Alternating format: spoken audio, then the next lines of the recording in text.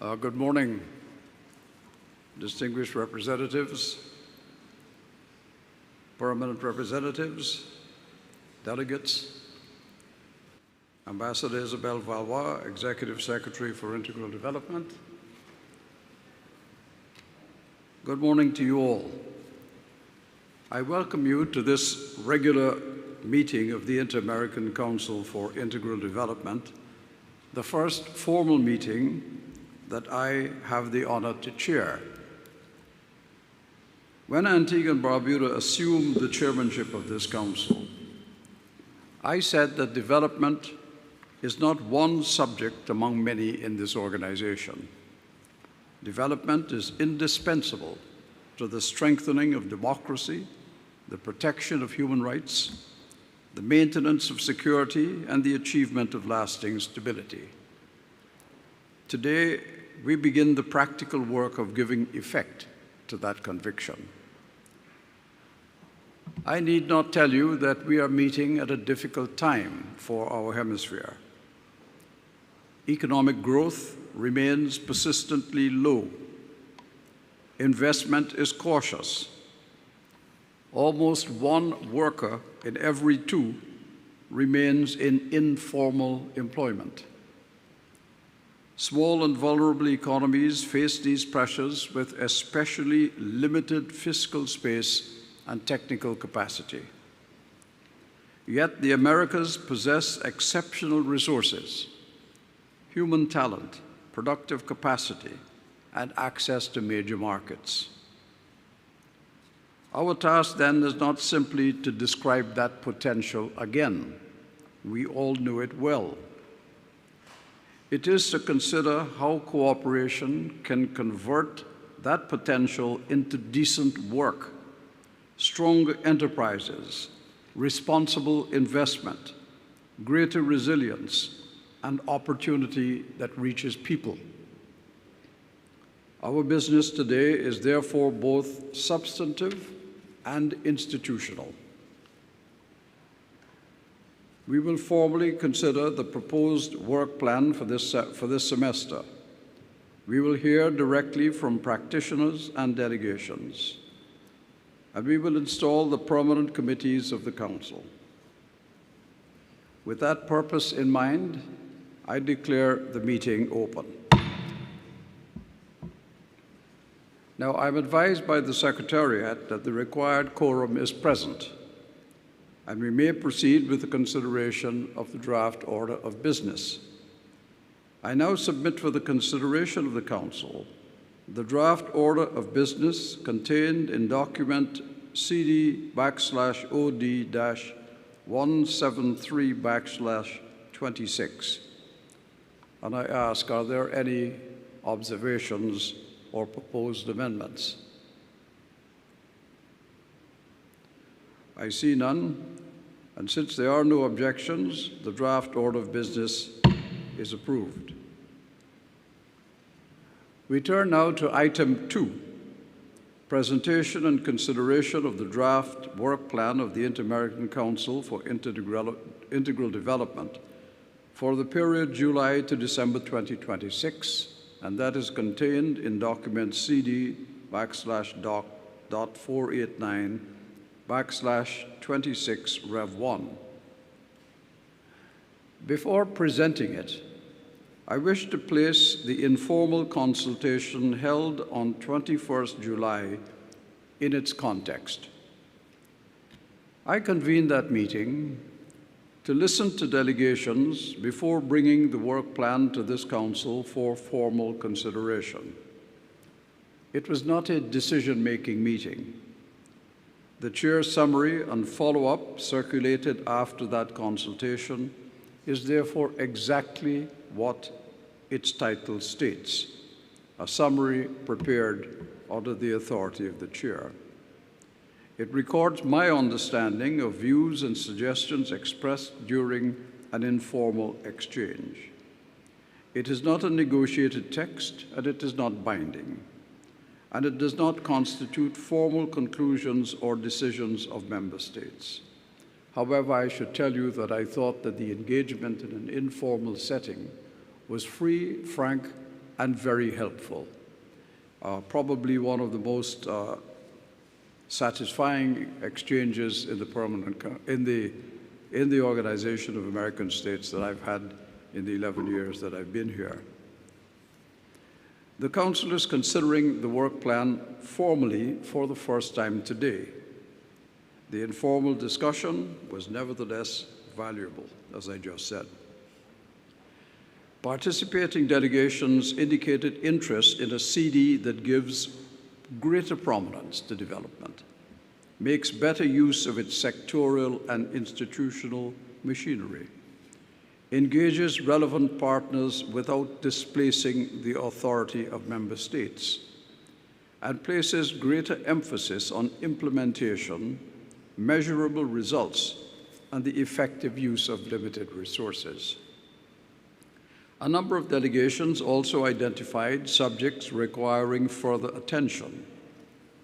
Those interventions helped to refine the draft report now before us.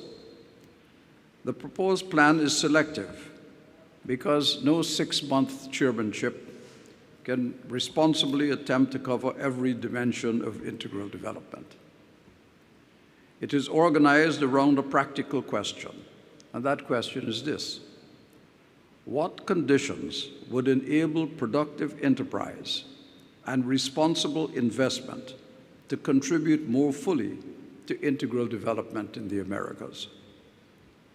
Now, that's not just a slogan for markets, nor is it an invitation to place private interest above public purpose.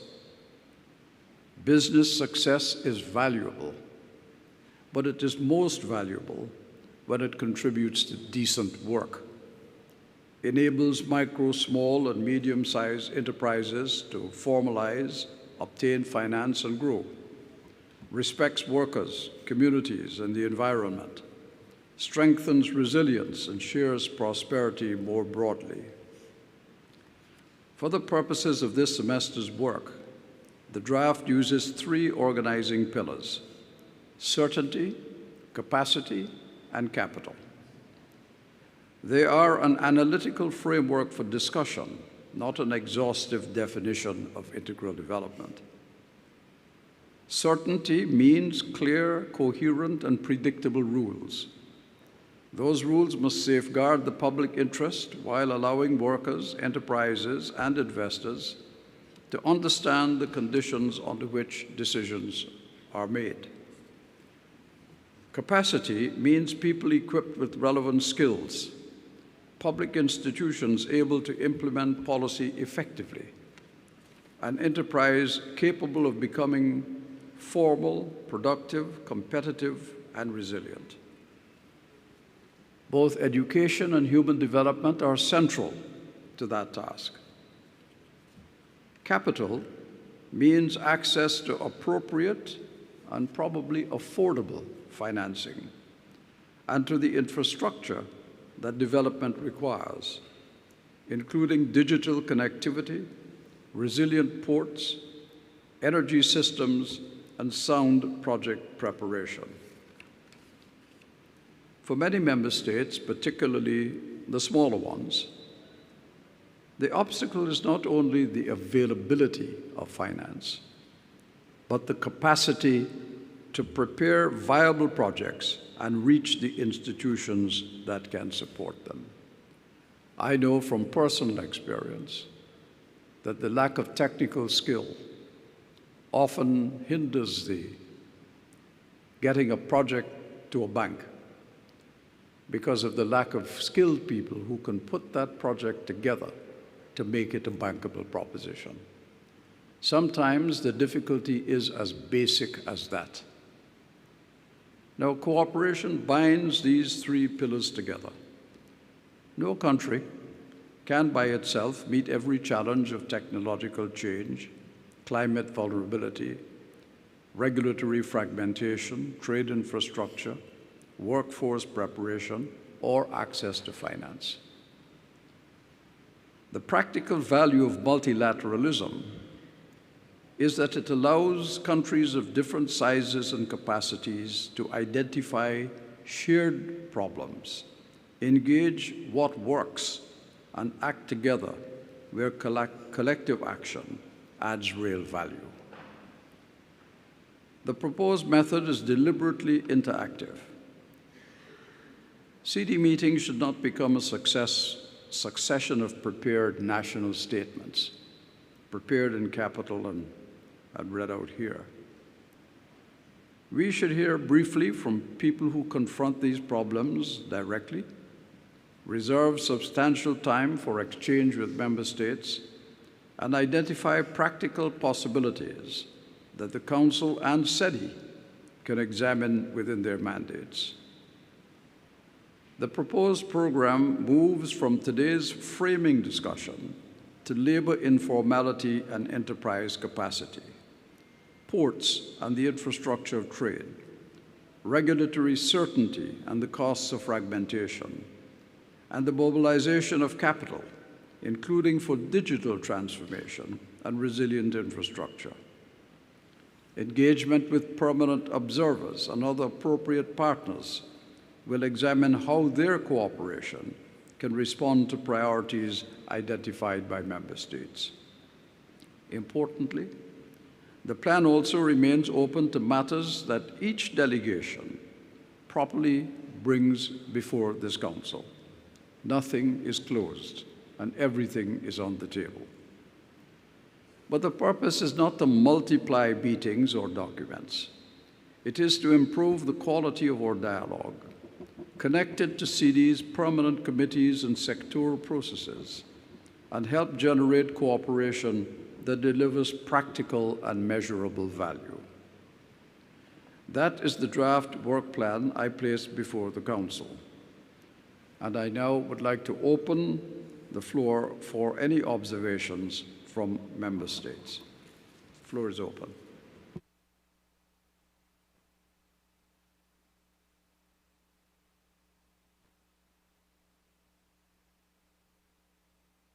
Mexico, you have the floor, sir. Buenos días a todas y todos. Señor Presidente, la Delegación de México le felicita por asumir la presidencia del Consejo Interamericano para el Desarrollo Integral y le desea todos los éxitos en su gestión, manifestándole nuestra plena disposición para trabajar conjuntamente en beneficio del desarrollo integral del hemisferio.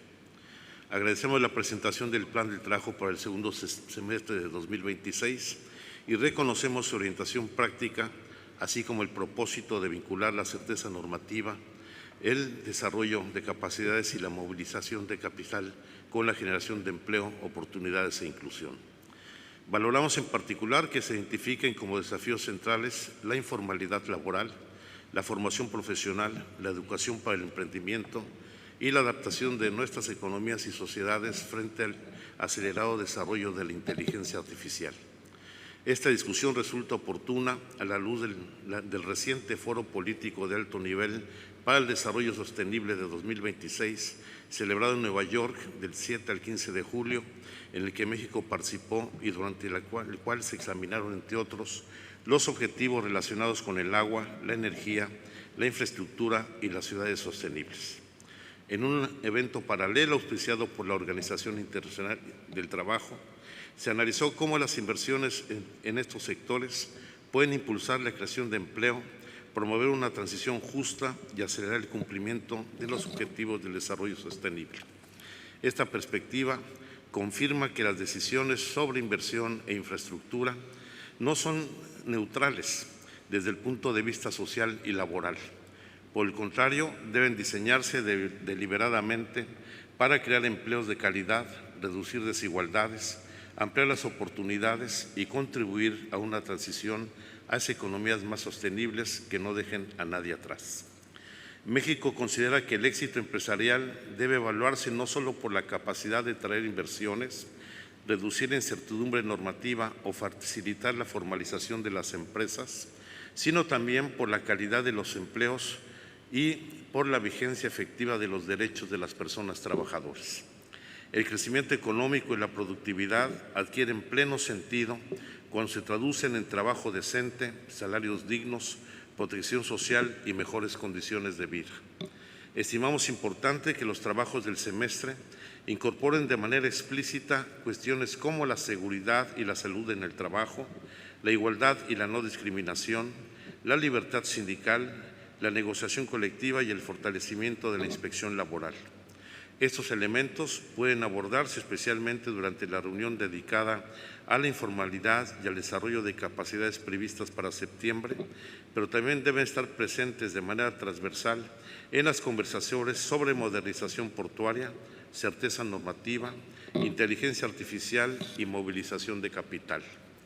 La transformación tecnológica y la transición hacia economías resilientes y sostenibles debe estar acompañada de políticas que protejan a las personas trabajadoras, fortalezcan sus competencias y aseguren una transición justa. Esta atención resulta particularmente necesaria para las personas jóvenes, las mujeres, las personas migrantes y quienes trabajan en sectores más expuestos a la automatización, a la precariedad o a los efectos del cambio climático. México coincide en que el sector privado desempeña un papel fundamental en el desarrollo de nuestras economías. Al mismo tiempo, consideramos que el desarrollo empresarial debe concebirse como un medio al servicio del desarrollo integral y no como un fin en sí mismo. La inversión, la productividad y la competitividad deben avanzar a la par de la inclusión social, el trabajo decente, la sostenibilidad y la protección efectiva de los derechos laborales. Con ese espíritu, señor presidente, México reitera su disposición para colaborar estrechamente con usted y con todas las delegaciones para que en este semestre podamos compartir experiencias y buenas prácticas que contribuyan a construir economías más productivas, inclusivas, sostenibles y centradas en el bienestar de la persona. Como presidencia del Mecanismo de Consultas Informales para el fortalecimiento del CIDI, México reitera su convicción de seguir contribuyendo a una reflexión abierta, incluyente y orientada a reforzar su pertinencia en el sistema interamericano para que el CIDI ofrezca resultados concretos en nuestros países. Muchísimas gracias. Thank you very much, Ambassador of Mexico. Might I just pick up on just one thing that you said, sir, with which the chair absolutely agrees, and that is that business development should not be seen as a goal by itself, but as to how it can best serve integral development. So I thank you for that observation, and I give the floor now to the El Salvador.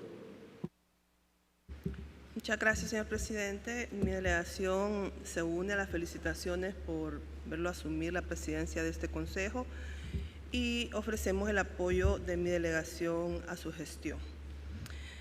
Agradecemos la presentación del plan de trabajo para este semestre. El tema, crear las condiciones para el éxito empresarial en las Américas, cooperación para la certeza, la capacidad y el capital, además de actual y prioritario para nuestro gobierno, representa una oportunidad para impactar de manera concreta en las múltiples áreas de desarrollo integral. El Salvador coincide con la presidencia en que el trabajo que se realice durante el semestre no debe ser esfuerzos aislados, sino mantener una visión holística a mediano y largo plazo. Consideramos esencial que de manera eficaz y armonizada se promuevan vínculos con los mandatos previos de diferentes comisiones del CIDI, los procesos ministeriales u otros órganos de la OEA, así como aprovechar herramientas e instrumentos disponibles como la Carta Empresarial o Cooperanet.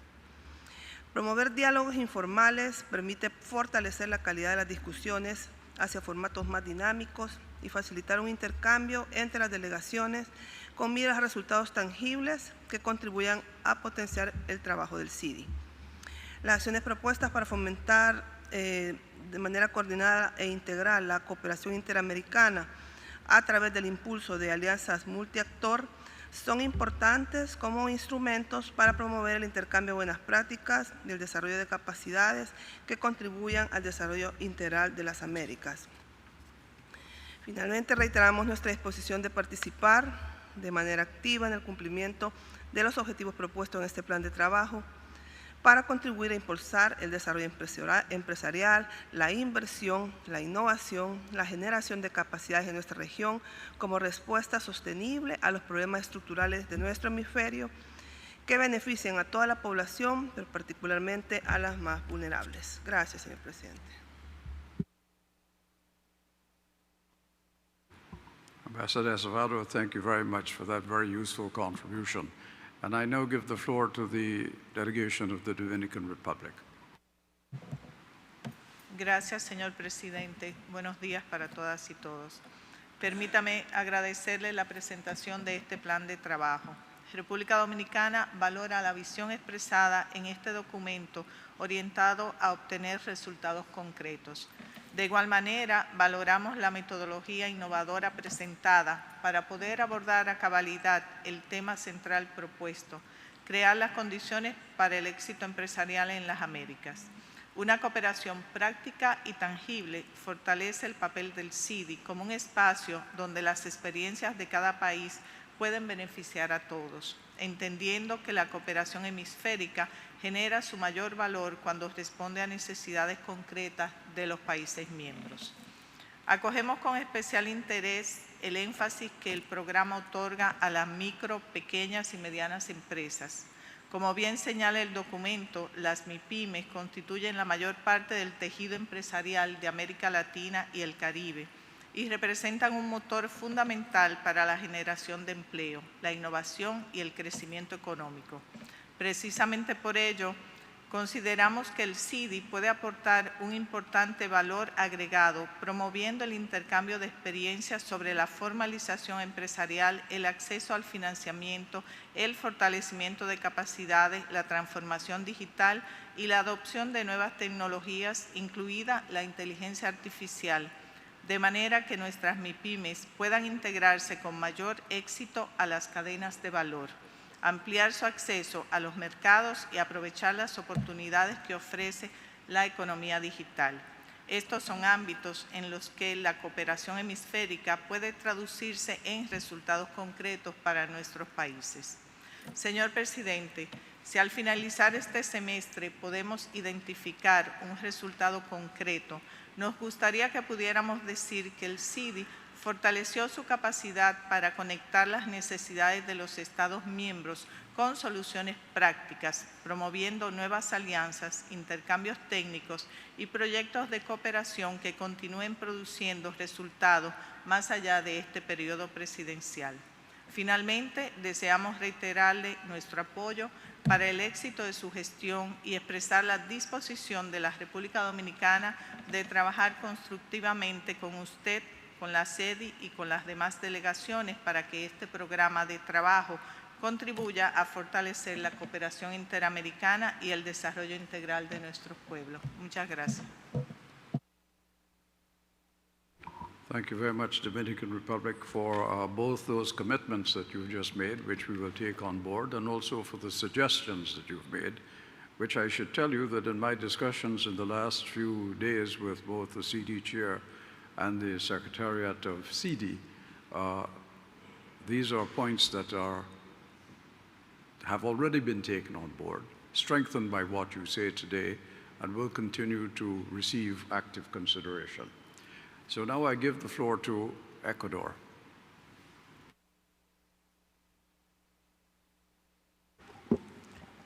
Siempre hemos creído que la mejor forma de honrar a un plan es seguirlo desde el primer día.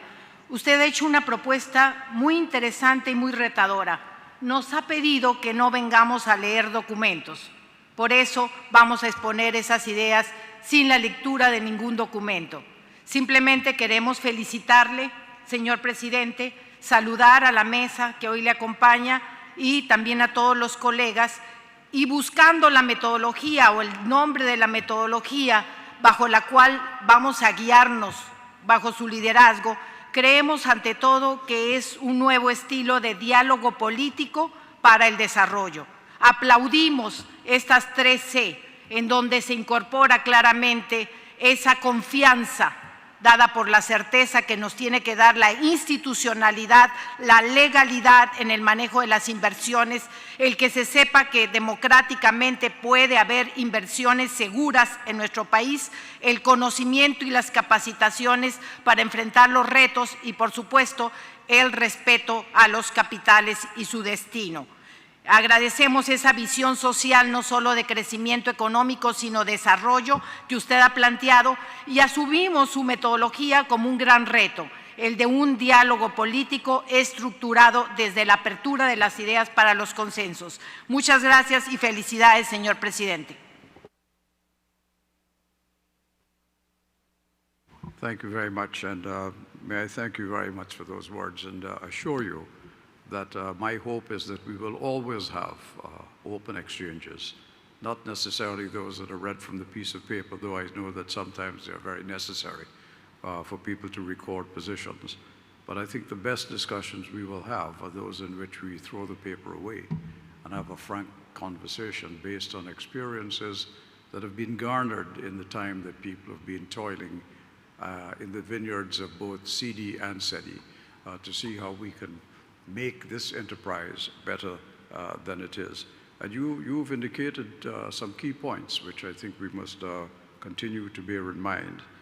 And that is, one of them is that they need to have access to capital and to ensure that it gets to the right places to contribute to the process of integral development.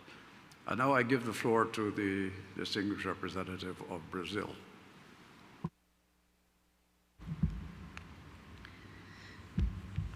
Obrigada, presidente. Gostaria inicialmente de congratulá-lo pelo início da sua presidência e desejar um semestre muito produtivo.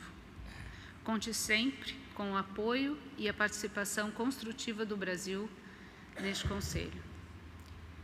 Com referência ao plano de trabalho, o Brasil acolhe positivamente os debates propostos, especialmente as discussões sobre trocas de experiência e boas práticas para a formalização das atividades econômicas, para a capacitação de nossas forças de trabalho e para a promoção de micro, pequenas e médias empresas.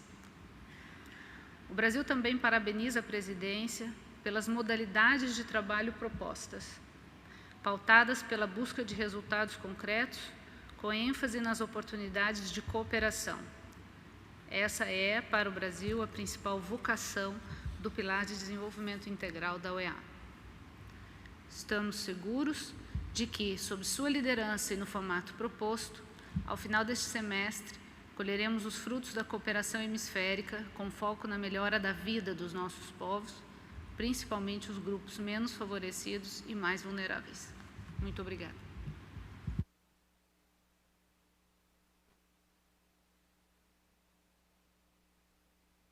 Thank you very much, Brazil, for that very useful contribution. May I, as an aside, just say to everyone that the work program that we've outlined, I hope that we can fulfill it, but I'm very mindful that the formal meetings of CIDI are not frequent. They're too distant apart. That means that I'm leaning toward two things. One is perhaps more formal meetings than we have at the moment, to keep the momentum of what we do going and to keep the scrutiny of what we're doing always in the forefront of what we're thinking. But I also believe that the informal setting is a good way in which to garner and gather and benefit from the experiences of people who are sitting around this table. Not constrained by the fact that you're being recorded or there's a camera on you, but that you can speak freely and bring to it the intellectual knowledge that I know you have and the experiences that you have to ensure that we make this work better. I understand the need for these formal meetings, and we will have them. Maybe we'll have them more frequently than we do, because I think if we want to move this program forward, there's going to be greater necessity for conversation. But I also believe the informal mechanism should be employed in order to get past some of the things that we would like to put on the formal table, but we need to discuss informally to begin with, and to make sure we build a consensus around those new ideas. And on that note, I give the floor to my distinguished friend, the Ambassador of Paraguay. Muchas gracias, presidente, y antes que nada le felicito por asumir el cargo de presidente, no sé qué es eso, bueno, de presidente del CIDI y le deseamos mucho éxito y de hecho también cuente con todo el apoyo de la delegación paraguaya para trabajar sobre este tema. El tema sin duda es muy interesante, muy importante, crear las condiciones para el éxito empresarial. De hecho, también es una política del Estado paraguayo, del gobierno del Paraguay, de crear esas condiciones para las empresas en Paraguay y también atraer inversiones en Paraguay para poder desarrollar el país así como nosotros nos imaginamos. Creemos que el sector privado es un elemento muy importante para alcanzar el desarrollo anhelado y en ese sentido estamos muy motivados a trabajar con usted sobre este tema muy importante. Me sentí muy inspirado también por mi colega de Ecuador, la querida embajadora Mónica Palencia, que dijo que es importante no solamente venir con documentos a leer, sino también tener ese diálogo, ese intercambio entre nosotros, que creo que así se desarrolla realmente las ideas claras para proponer propuestas para esas condiciones que necesitamos para crear ese éxito empresarial. En ese sentido, creo que hay varias instituciones en cada uno de nuestros países que podrían jugar un rol importante en este diálogo que vamos a tener en este próximo semestre, como las diferentes agencias de promoción de exportaciones e inversiones, que son como agencias que crean ese intercambio entre empresas y la cooperación a nivel sector privado empresarial en nuestro hemisferio y también fuera de nuestro hemisferio. La colega de la República Dominicana había mencionado también las instituciones encargadas de las MIPYMES. Nosotros tenemos un viceministerio encargado de los micro, pequeñas y medianas empresas, que en Paraguay también forman gran parte del ámbito empresarial y que eso es muy importante, crear esos vínculos en nuestro hemisferio para fomentar la cooperación entre esas empresas. Y por qué no mencionar un instrumento muy importante que tiene aquí la Organización de Estados Americanos, que es el America's Competitiveness Exchange, que de cierta forma crea también ese intercambio entre empresas para crear oportunidades y también para, vamos a decir, desarrollar conjuntamente proyectos de cooperación empresarial que sirven sin duda también para el desarrollo de nuestros países. Así que, señor presidente, creo que va a ser un semestre muy interesante y cuente con todo el apoyo de nuestra delegación y vamos a estar participando activamente también en estas discusiones. Muchas gracias. Thank you very much. Again, may I say that I'm very grateful for the remarks that you've made.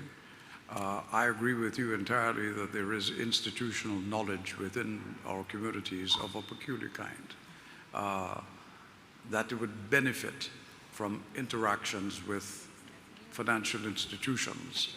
And one of the things I would like us to do is to have a special session in which we bring the banks, the Inter-American Development Bank, CAF, the Caribbean Development Bank, and other financial institutions of that nature, into the same room with local institutions that are concerned with business development, the ones who are charged with accomplishing it within our countries, and for them to have an exchange on why business cannot move without capital, and why capital has to become more accessible.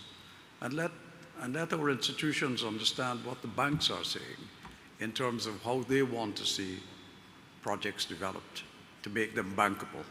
What are they looking for? What is it they can do?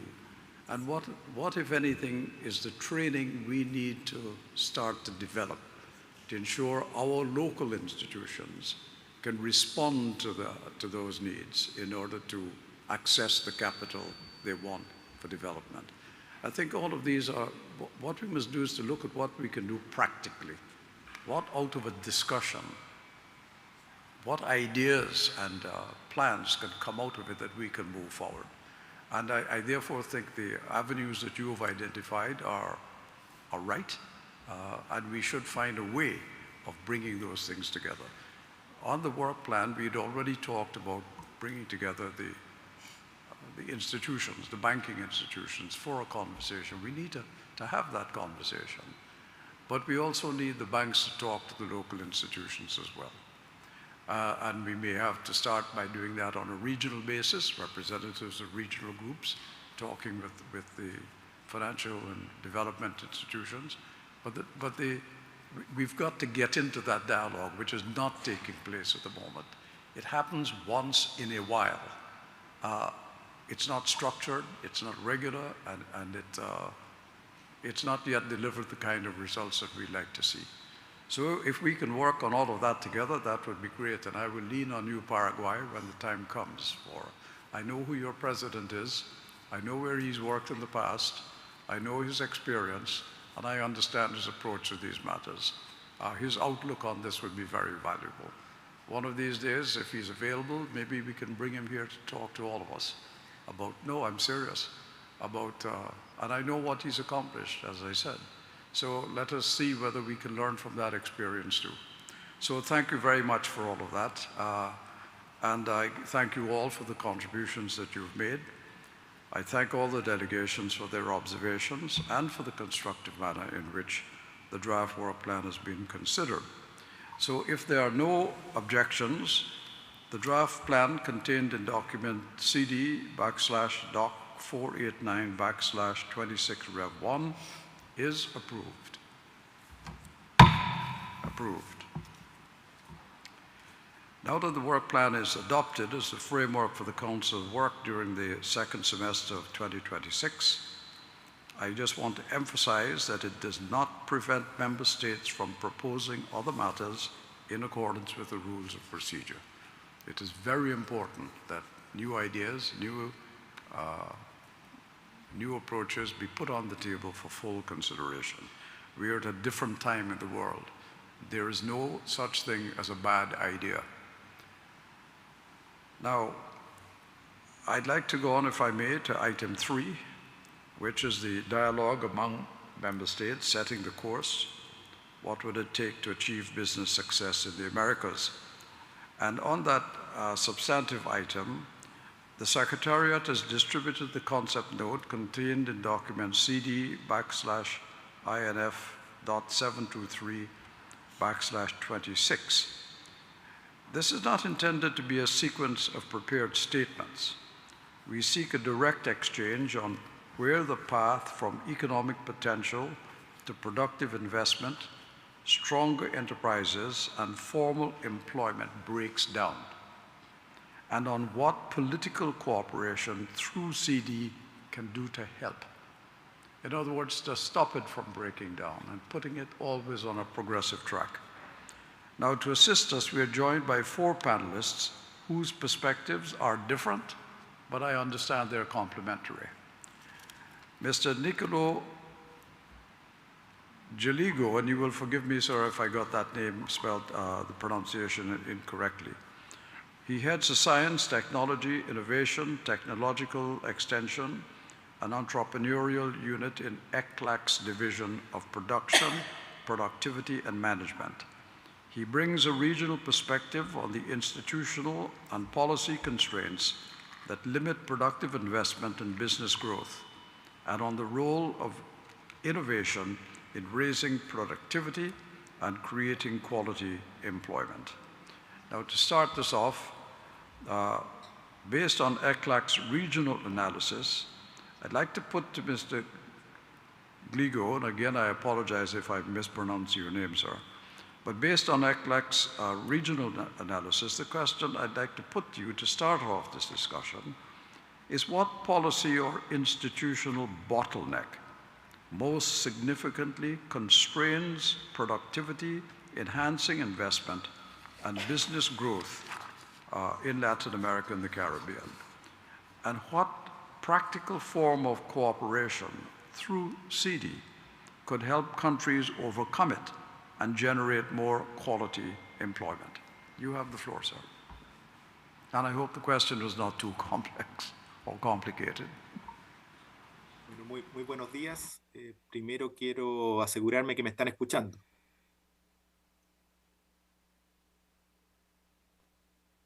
We can hear you. Ah, perfecto. Bueno, muy buenos días. Muchas gracias por esta invitación a compartir algunas de las ideas y propuestas de la CEPAL en relación a lo que nosotros llamamos las políticas de desarrollo productivo. Tengo una presentación que no sé si la están pasando. No, yo no la puedo ver, entonces no sé si hay alguna slide puesto o no.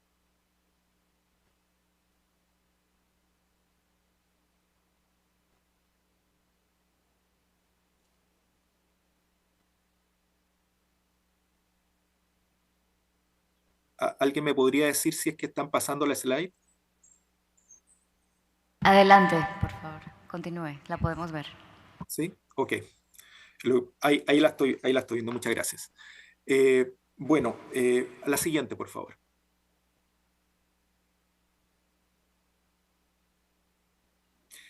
Bueno, la CEPAL ha identificado 3 trampas, que llamamos trampas que impiden que la región avance hacia el desarrollo. Una primera trampa que la hemos denominado de baja capacidad para crecer, una segunda trampa de alta desigualdad, baja movilidad y débil cohesión social, y una tercera trampa que son las bajas capacidades institucionales y de gobernanza poco efectiva. La siguiente, por favor. En relación a esta primera trampa de baja capacidad para crecer, esto ya pasa a ser un tema estructural, algo que se viene gestando ya desde hace varias décadas, e incluso hemos llegado a un nivel donde estamos empezando a hablar de una nueva década perdida. La siguiente. Primero, perdón, me disculpan que vaya tan rápido, pero me dijeron que tenía entre 5 y 7 minutos solamente, entonces voy a mostrar un poco los titulares de toda esta aproximación y después en el momento de la discusión podemos profundizar en los temas que ustedes quieran. Ahora, esto que mostraba esta baja capacidad para crecer, que es básicamente un tema más bien estructural en la región, hay 2 tipos de explicaciones. Una primera explicación tiene que ver con los bajos niveles de inversión, eso ya es parte de la explicación, y en el gráfico ustedes pueden ver que mientras otros países y otros grupos de países han ido aumentando sus niveles de inversión, América Latina se ha mantenido rezagada e incluso las brechas con las economías emergentes y en desarrollo del Asia, las economías más avanzadas y los mercados emergentes y en desarrollo, ha ido aumentando en relación a los temas de inversión. Siguiente. Sin embargo, más allá de los temas de inversión, nosotros vemos que la mayor parte de la explicación de por qué esta baja capacidad para crecer radica en que hay una productividad que ha permanecido estancada. La región no ha crecido en términos de productividad e incluso ha decaído. Lo que pueden ver ustedes en ese gráfico, la línea más gruesa, la línea azul, que se mantiene prácticamente horizontal, es la productividad de América Latina. Y las otras líneas que van en permanente aumento son los países más avanzados, incluyendo Estados Unidos, Europa, República de Corea y China. Y la sombra azul que ven detrás es la relación entre la brecha de productividad entre la región y Estados Unidos que se ha ido aumentando. Entonces, mientras otros países han ido aumentando su productividad año a año, en América Latina la productividad se ha mantenido estancada y eso sería la explicación principal de por qué esta baja capacidad para crecer y esta trampa que hemos denominado así en la que nos encontramos. Siguiente. Ahora, el gráfico anterior muestra un promedio de la región. Y los promedios, hay una gran diversidad de situaciones en cuanto, primero, si uno compara los países, las productividades en los países de América Latina son distintos, pero también podemos ver que las productividades en los sectores son distintos. Hay sectores per se que son más productivos que otros. Así también vemos que hay diferencias de productividad en las empresas. En el gráfico de la derecha pueden ver una comparación de la productividad de las microempresas, las pequeñas empresas y las medianas empresas en proporción a las empresas más grandes. En América Latina, una microempresa tiene el orden del 12% de la productividad de una gran empresa. En cambio, una pequeña empresa, perdón, tiene del orden del 40% de la productividad de una gran empresa. Entonces, hay diferencias a niveles de empresa. Y estas diferencias que se dan entre niveles de empresa en América Latina también se dan en otras partes del mundo, pero por ejemplo, lo que ven más a la derecha, que sería la comparación con la Unión Europea, esas diferencias son un poco menores. Las diferencias entre las microempresas, las medianas empresas y las grandes empresas no están marcadas en términos de productividad como ocurre en América Latina. Siguiente. Las diferencias también están en los territorios. Estos gráficos muestran las distintas productividades dentro de algunos países en las distintas regiones, territorios, dependiendo como estados, dependiendo del país como se le llame. Entonces tenemos diferencias entre países de productividad, tenemos diferencia entre sectores de productividad, tenemos diferencia entre niveles subnacionales y entre empresas, ¿ya? Entonces, en este escenario, para poder avanzar hacia una transformación productiva, que por transformación productiva nos referimos tanto al mejoramiento de la productividad dentro de un sector específico, como al movimiento de capacidades de esos sectores de baja productividad a sectores de más alta productividad, es que proponemos que es necesario escalar y mejorar las políticas de desarrollo productivo. Siguiente. Ahora, ¿qué entendemos por política de desarrollo productivo, o más bien qué tipo de características deberían tener estas políticas de desarrollo productivo? ¿Ya? Primero, bueno, por política de desarrollo productivo nos estamos refiriendo a todos los esfuerzos deliberados que apuntan a esta transformación productiva. Nuevamente, por transformación productiva nos referimos a mejorar la productividad dentro de sectores existentes, como así también a generar nuevos sectores de mayor productividad o el movimiento de recursos hacia sectores de mayor productividad. Siguiente. Ahora, para que eso ocurra, tenemos que trabajar en múltiples frentes. Y así es como dentro de este marco de política de desarrollo productivo, nosotros estamos englobando una serie de políticas más específicas, que todas estas, coordinadas y trabajando en conjunto, van a apuntar hasta esta meta o este objetivo o este propósito de mejorar la productividad en los distintos sectores. Y para eso estamos hablando de las políticas de ciencia y tecnología e innovación. Estamos hablando de las políticas de extensionismo tecnológico, las políticas de transformación digital, las políticas de emprendimiento, las de cierre de brechas de capital humano, las de financiamiento, las de inversión, incluida la inversión extranjera directa, todo lo que es la infraestructura de calidad, infraestructura de telecomunicaciones, ¿ya? Agendas normativas y regulatorias y todas las políticas de internacionalización y comercio exterior. Esto nos pone en una situación compleja, donde hay múltiples organismos que están participando en esta mirada de política de desarrollo productivo, que hay que coordinar y apuntar hacia este objetivo común. La siguiente. Ahora, cuando hablamos de política de desarrollo productivo, muchas veces también se usa como sinónimo políticas industriales. Pero cuando nosotros hablamos de política de desarrollo productivo o de política industrial, no la estamos centrando en la industria manufacturera, ¿ya? Estamos viendo todos los sectores de la economía, estamos viendo la agricultura, los servicios, etcétera, para esta mirada de transformación productiva. Sin embargo, también vemos que no podemos hacerlo todo, los recursos son escasos, hay que hacer ciertas apuestas, por lo tanto, uno está de alguna forma, como dice, condenado a priorizar. Vamos a tener que direccionar estos esfuerzos hacia lo que hemos llamado sectores impulsores. La CEPAL ha definido un conjunto de sectores impulsores, sin embargo, esa lista es más bien indicativa. Cada uno de los países, en base a sus propias realidades, a sus propios intereses, a sus propias capacidades, va a tener que definir ciertos sectores en los cuales va a tener que impulsar esta transformación productiva. Siguiente. Las políticas de desarrollo productivo lo estamos viendo como esfuerzos colaborativos, multiactor y multinivel, ¿ya? Eso significa que, si recuerdan la primera slide donde veíamos esta multiplicidad de actores, si le agregamos los actores del sector privado, los actores del ámbito académico, vemos que la gobernanza es un tema central. De hecho, la gobernanza de la política de desarrollo productivo es uno de los elementos que la CEPAL ha puesto como prioritario, incluso por sobre los recursos.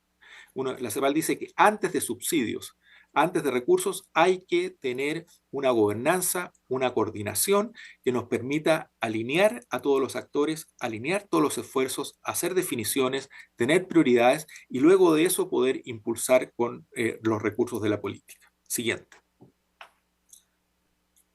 Por otra parte, si recuerdan la slide donde les mostraba esta diversidad de productividades a nivel territorial, pone de manifiesto que las políticas de desarrollo productivo tienen que considerar los territorios, a las especificidades de los territorios, y parte de lo que es el diseño y la acción de lo que es la política de desarrollo productivo tiene que gestarse desde los actores de los niveles subnacionales.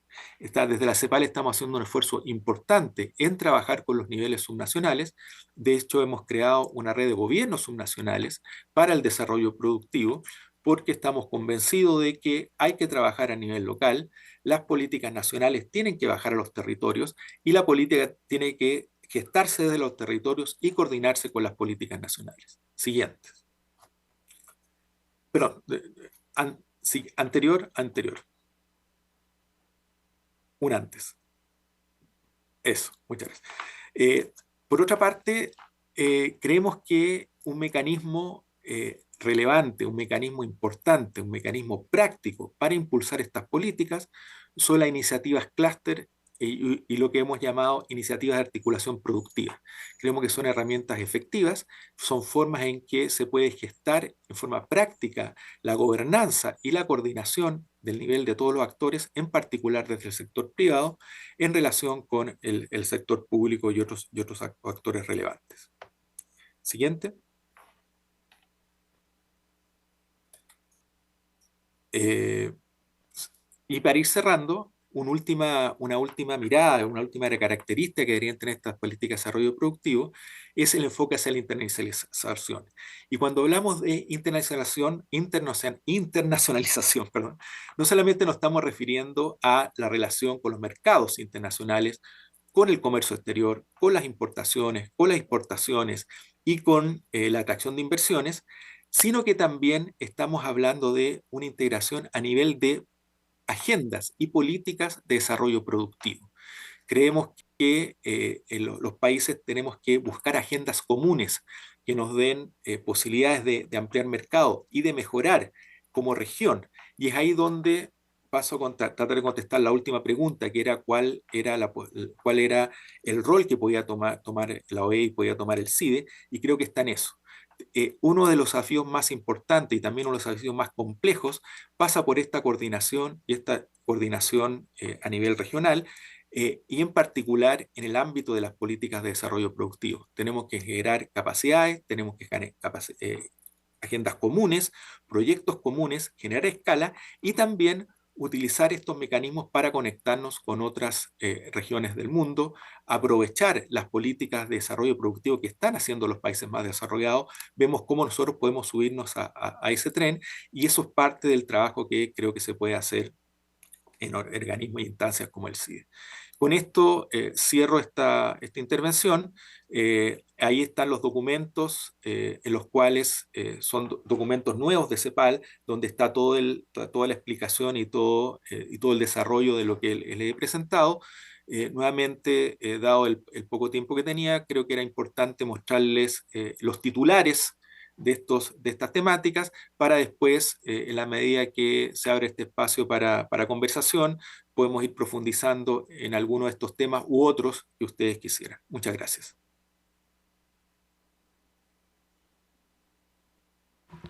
Well, thank you very much for that very comprehensive presentation. I think we've learned a couple of lessons from your presentation. One of them is we cannot possibly accomplish in 5 minutes what we've asked you to do. And the fact that we've got several other speakers who are coming behind you who are also limited to 5 minutes, but I know they will not be able to contain it in that time, that perhaps this is the wrong place in which we should listen to these presentations. It can't happen at formal CIDI meetings of this kind, and I tell you both this now. We have to look for a new way of doing this. When we have these expert presentations in which we can have an exchange, maybe it ought to be in an informal session and given the time to devote to it. But very important questions have been raised in the last few minutes, and I tell you the thing that stands out in my mind more than anything else, and it is that investment in Latin America and the Caribbean is the lowest region of the world. And the productivity in the Caribbean and Latin America is also low. That is frightening, because it means that we are being left behind, and we are being left behind by our own actions. Nobody's forcing us to do that. The question is, what do we do about low levels of productivity in our society? And I tell you a story that illustrates this. No, actually, I won't tell you the story. I'll tell those of you who want to hear this story, I'll tell it to you outside of this room. But the point is, we do have low productivity, and we have to begin to understand why. In at least 2 of the countries in the Caribbean that I know of, the productive sector is being pushed by immigrant workers. People coming from outside the region who are hungry, who want to make their way in the world, who are looking for economic betterment, and therefore they work harder than the native population. And employers are increasingly turning to that immigrant labor for workers in the construction industry, in the tourism industry, in other industries, agriculture. It is to immigrant workers people are turning. Now, what's interesting is those immigrant workers also come from countries in Latin America and the Caribbean. So isn't it interesting that they work harder as immigrants in other communities, but not in their own? There's something here that we have to get to understand what it is that is making our workforce not as productive as it should be, and how we can tackle that. And I think we've got to look ourselves at some innovative ways in which we could put this discussion to this group as a whole.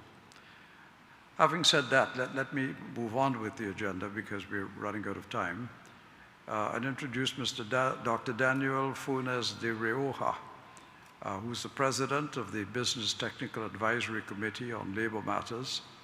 He brings the perspective of employers across the Americas on the conditions required to invest, grow, formalize economic activity, and create quality employment. Now, Dr. de Rioja, just to get the discussion started, I have a question to put to you, and that is, from the perspective of employers across the Americas, what is the most significant obstacle to investment, formalization, and the creation of quality employment? And what practical form of cooperation through CIDI could help governments and social partners to address it? So I give you the floor, sir.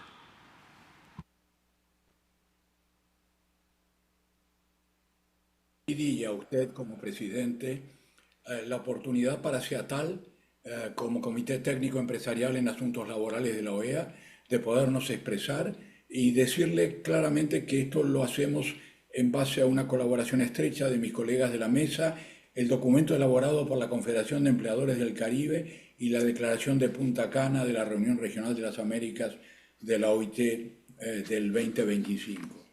Usted claramente ha planteado una cuestión relevante ya para todas las Américas, partiendo de la base de que buscar cuáles son los caminos para las transformaciones que se requieran, para adaptarse a los cambios tanto en el plano de las políticas comerciales y la adopción de las nuevas tecnologías, como conjugarlas con la creación de empresas sostenibles y empleo formal, es decir, empleo registrado y socialmente protegido. Y teniendo como marco 2 elementos fundamentales, el derecho de propiedad en la visión empresaria y el respeto a los derechos fundamentales en el trabajo de la Declaración de 1998 de la OIT. ¿Cuáles son los problemas? En primer lugar, se ha mencionado ya acá, la vigencia del Estado de Derecho y la seguridad jurídica, transformado en certeza y confianza en el sistema normativo, es una condición indispensable para movilizar la inversión. Los países que atraen inversión son aquellos que ofrecen reglas previsibles, instituciones confiables y seguridad jurídica. Esto parte de un concepto que los economistas, igual que los politólogos, han desarrollado mucho, el tema de generar la confianza. Si no hay confianza, no va a haber inversión de largo plazo. Podrá haber inversión de riesgo, pero no inversión de largo plazo. Y si no hay un marco de condiciones jurídicas que den certezas, tampoco es posible crear empleo de calidad. No por nada, nuestra región, lamentablemente, en el primer semestre del 2025, y su documento lo muestra, ha tenido una informalidad del orden del 46.7%. Quede claro nuestra postura. Creemos en la empresa formal y en el trabajo formal.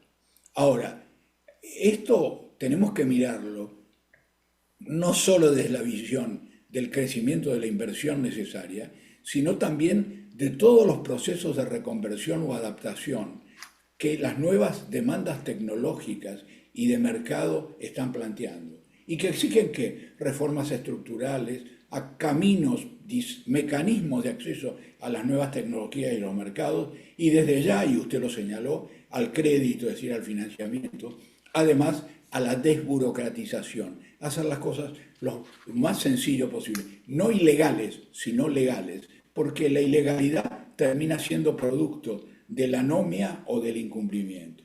Y por eso también en muchos de nuestros países el tema de la fiscalidad y aranceles comerciales, infraestructura y logística son también pilares de un entorno favorable para la creación y desarrollo de empresas y empleo.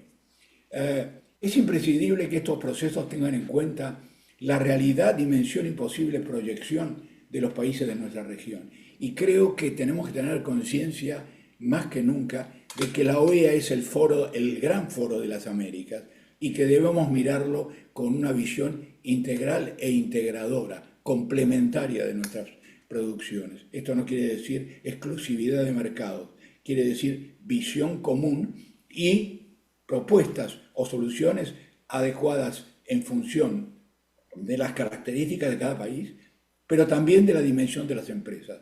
Bien se ha dicho, y hacemos también nosotros énfasis en el tema de la pyme y la microempresa, desde las acciones positivas del Estado, tanto para estimular la creación de esas empresas como para favorecer la razonabilidad del régimen fiscal que se le aplica y la posibilidad de acceso a las nuevas tecnologías y al comercio exterior.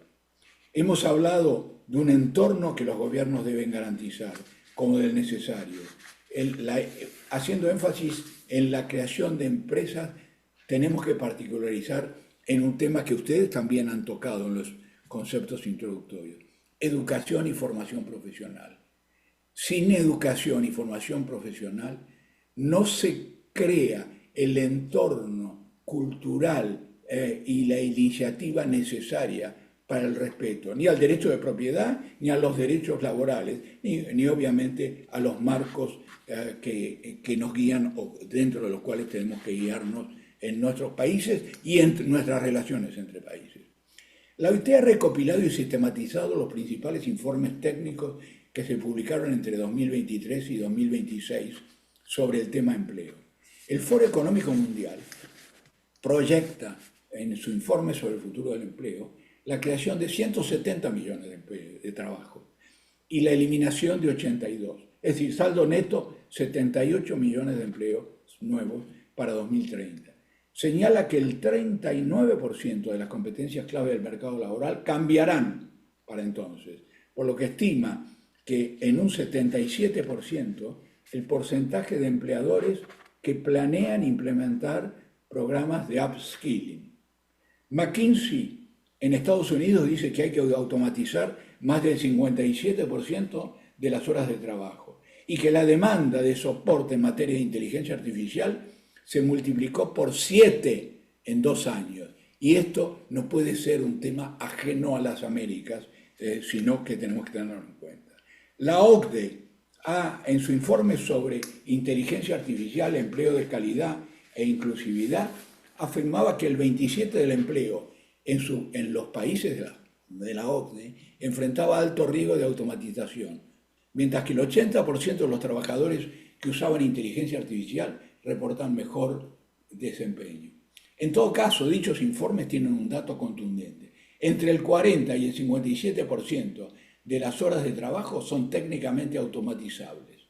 Y el efecto dominante es la automatización de algunas tareas, pero no tanto la sustitución de empleo. Lo que pasa es que hay que calificar ese empleo. 2 cuestiones más que queremos abordar en estas palabras. Una es la relación entre productividad, competitividad y salarios. No es esto solo lenguaje político, es realidad económica y social. Hay que hacer empresas sustentables, empleo sustentable y participación efectiva en los mercados. Esto no tiene una sola respuesta. Hay que verlo, hay experiencias múltiples, el presidente ha señalado que hay que ver las experiencias y hay muchas experiencias y prácticas. Y quiero recordarles que cuando en la OIT tuvimos la Comisión Mundial sobre Dimensión Social de la Globalización, ese grupo de expertos que me tocó el honor de participar, realmente pudimos explorar de qué estábamos hablando en la realidad de los países, porque para hablar de las experiencias tienen que ser experiencias adaptables. La otra cuestión que quiero mencionar brevemente es que no hay inclusión social posible si no es con empleo formal, y fundamentalmente en el sector privado. Digo porque muchos de nuestros países de América Latina han recurrido a la solución de generar empleo estatal en sustitución del empleo privado. Y esto no funciona.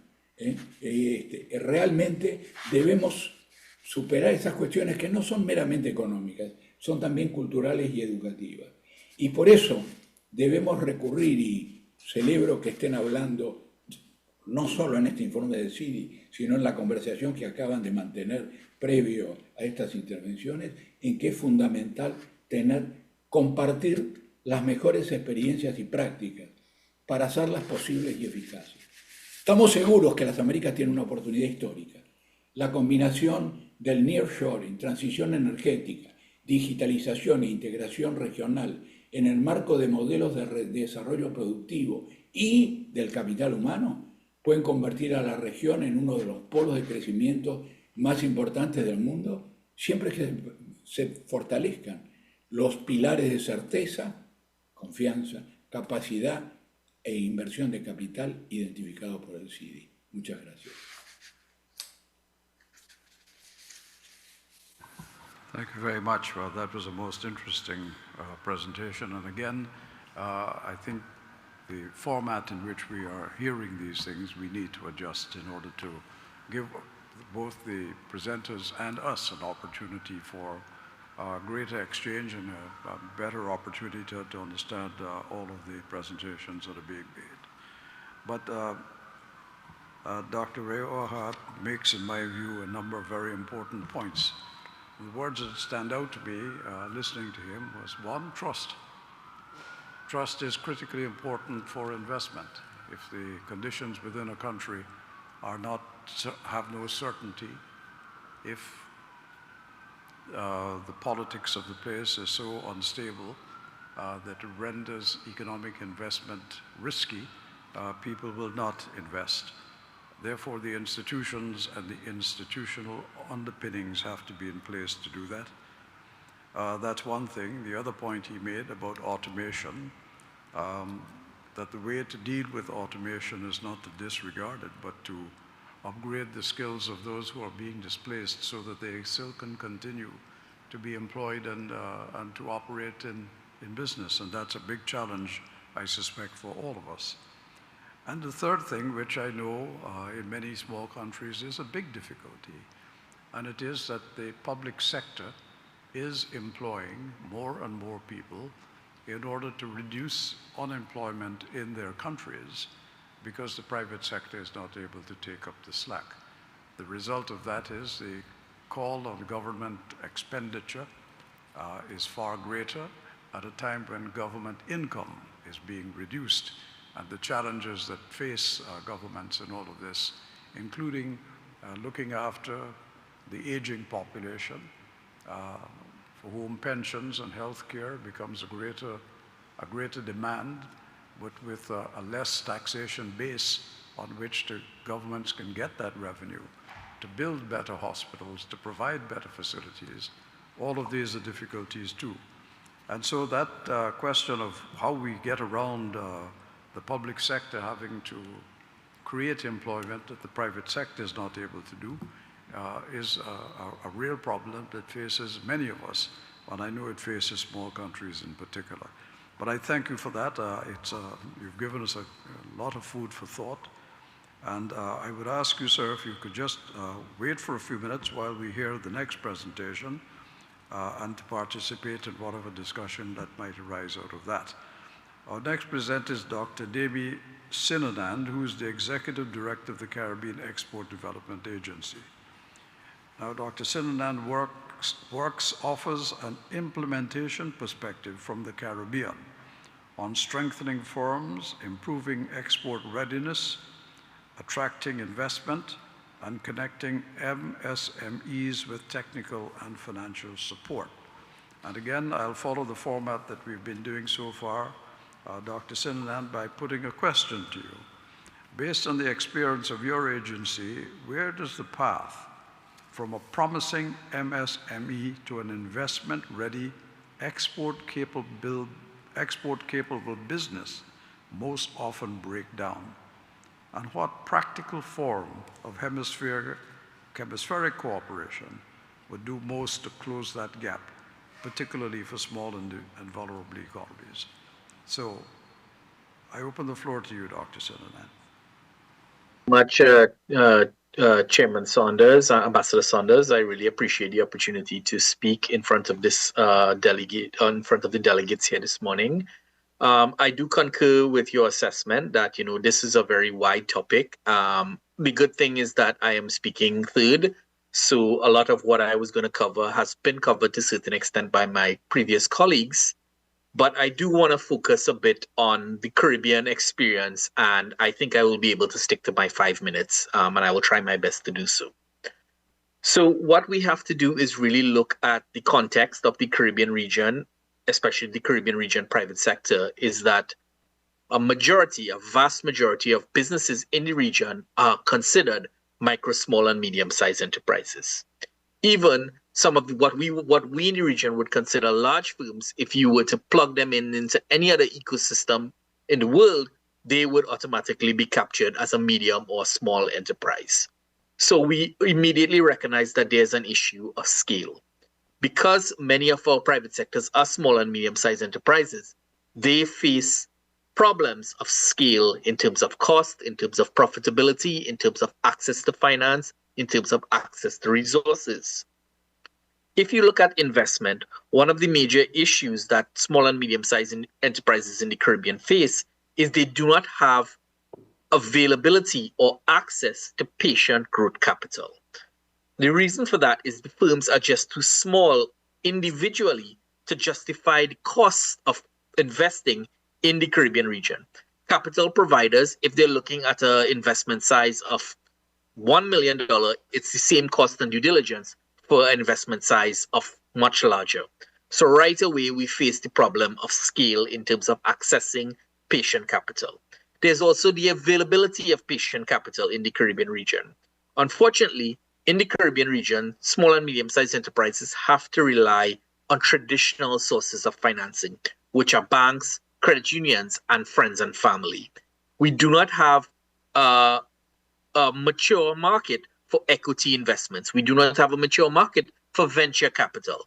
So it seriously limits the availability of capital that firms, small and medium-sized enterprises, can access in order to scale their businesses to grow and compete in international markets.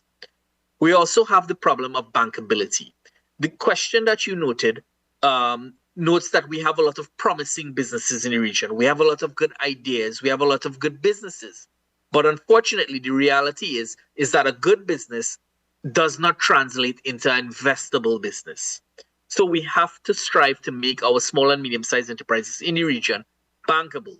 And there we run into problems of lack of governance structures, of lack of financial statements, for lack of information. We have a lot of asymmetric information in the Caribbean. We have a problem of asymmetric information region in the Caribbean. So that limits the bankability of firms so that they can access resources. That's just on the access to finance side. But you also have to look on the exporting side as well. As I noted, we have a number of good products and services in the region, but unfortunately, they are unable to capture markets outside of the very limited domestic and regional markets. Here we run into problems of international standards. If firms were to trade if firms in the Caribbean region were to trade in larger economies, they run into problems of not meeting international standards, whether it be food, whether it be non-tariff barriers, phytosanitary requirements. Firms in the region just don't have the capital nor the expertise to meet those international standards. So we see automatically that there's a barrier that is created with expanding their international markets. We also run into the problem of limited digital adoption. In the Caribbean region, firms tend to trade very analog. They have not embraced the technologies and innovations that come with operating a business in 2026.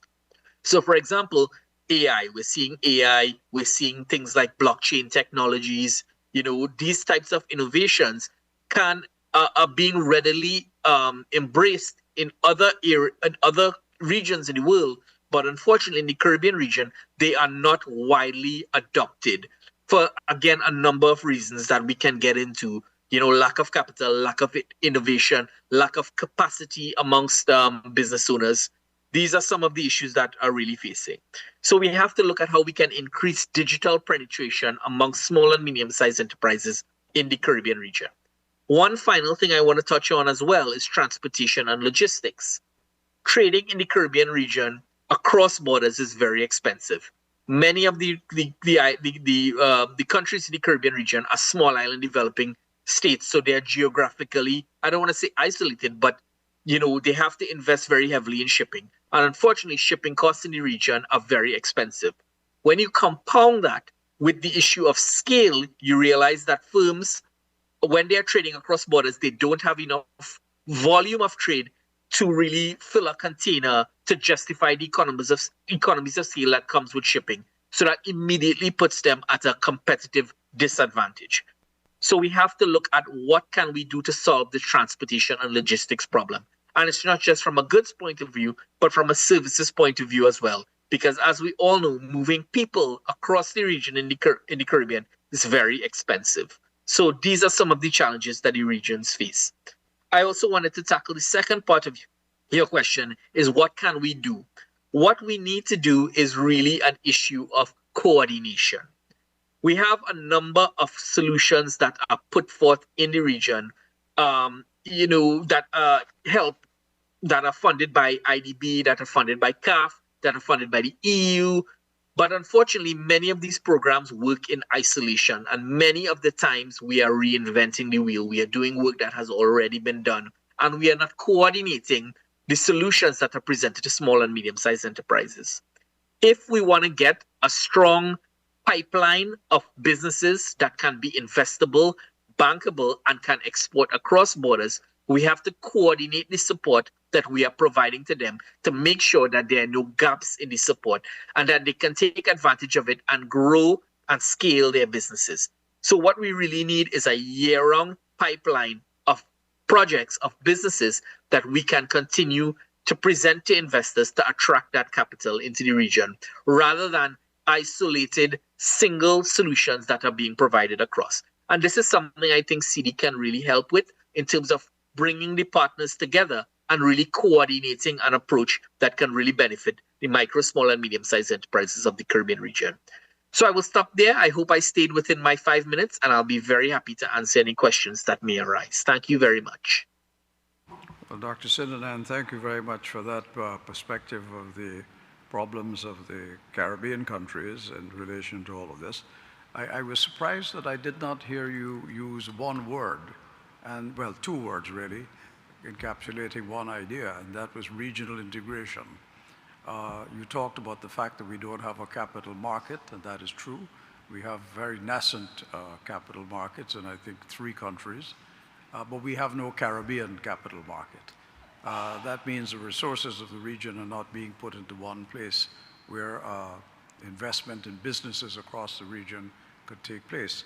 You talk also about the fact that each of these countries looks at the assistance or loans or whatever it gets from outside, whether it's the European Union, an investment bank, and they each do it on an individual basis, creating huge problems of just coordinating all of that, and probably lose out on the amount of money that is being spent by agencies that have to do the work 4 or 5 times for 4 or 5 different places. In fact, in the Caribbean, it would be 14 times. So maybe indeed the core question of regionalization is one to which the Caribbean will have to pay closer attention. And I suspect it's not just the Caribbean alone. I think we might find that problem in smaller economies in Central America as well. Thank you for that. It's been a very useful contribution. And also the idea that CIDI could play a role in at least convening the discussions around which we might look for solutions to these problems, very valuable suggestion. So thank you very much.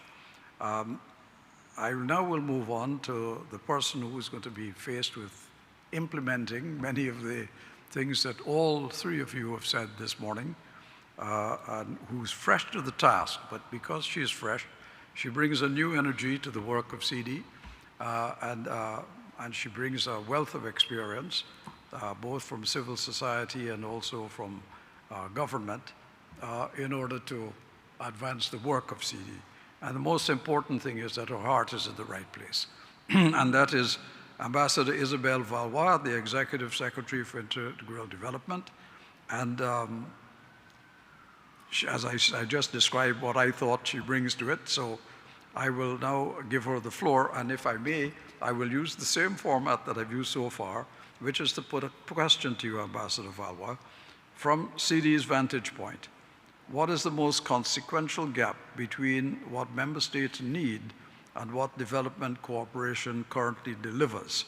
And what practical initiative could CIDI champion to close that gap across the pillars of certainty, which includes trust, capacity, and capital? The floor is yours. Thank you very much, Ambassador Sanders. I'm not sure if I bring a lot of freshness, but I try all my heart to deliver some concrete results for CEDI and CIDI. Basically, the most significant gap is simple to describe, but difficult to close. It is the gap between agreement and implementation. Across the Americas, member states are clear about their priorities. They want stronger institutions, more competitive and resilient economies, better jobs, greater opportunities for small businesses, and the ability to use innovation and emerging technologies for development. The problem is not shortage of ideas. It is that priorities too often remain disconnected from the financing, partnerships, and technical capacity required to turn them into measurable results. At a time of technical change, climate pressure, weak growth, and constrained public resources, that implementation gap is even more significant. This is why certainty, capacity, and capital, the 3 pillars identified in the work plan, must operate together. Certainty means clear and predictable rules. Trusted, verified information, and the confidence to make long-term decisions. Through capacity building, policy dialogue, and regional cooperation, CEDI can help member states learn from one another, address fragmentation that discourage investment and business growth. Capacity means the institutions are able to implement policy, that people equipped with relevant skills, and that enterprises are capable of becoming formal, productive, and resilient. Through our work in education, labor, competitiveness, science, and technology, tourism, water security, and digital transformation, CEDI strengthened this capacity. Capital means more than availability and affordability of finance. It also means viable projects, credible institution, and the ability to connect national priorities with development bank, investors, technology, and expertise. CEDI does not replace financial institutions.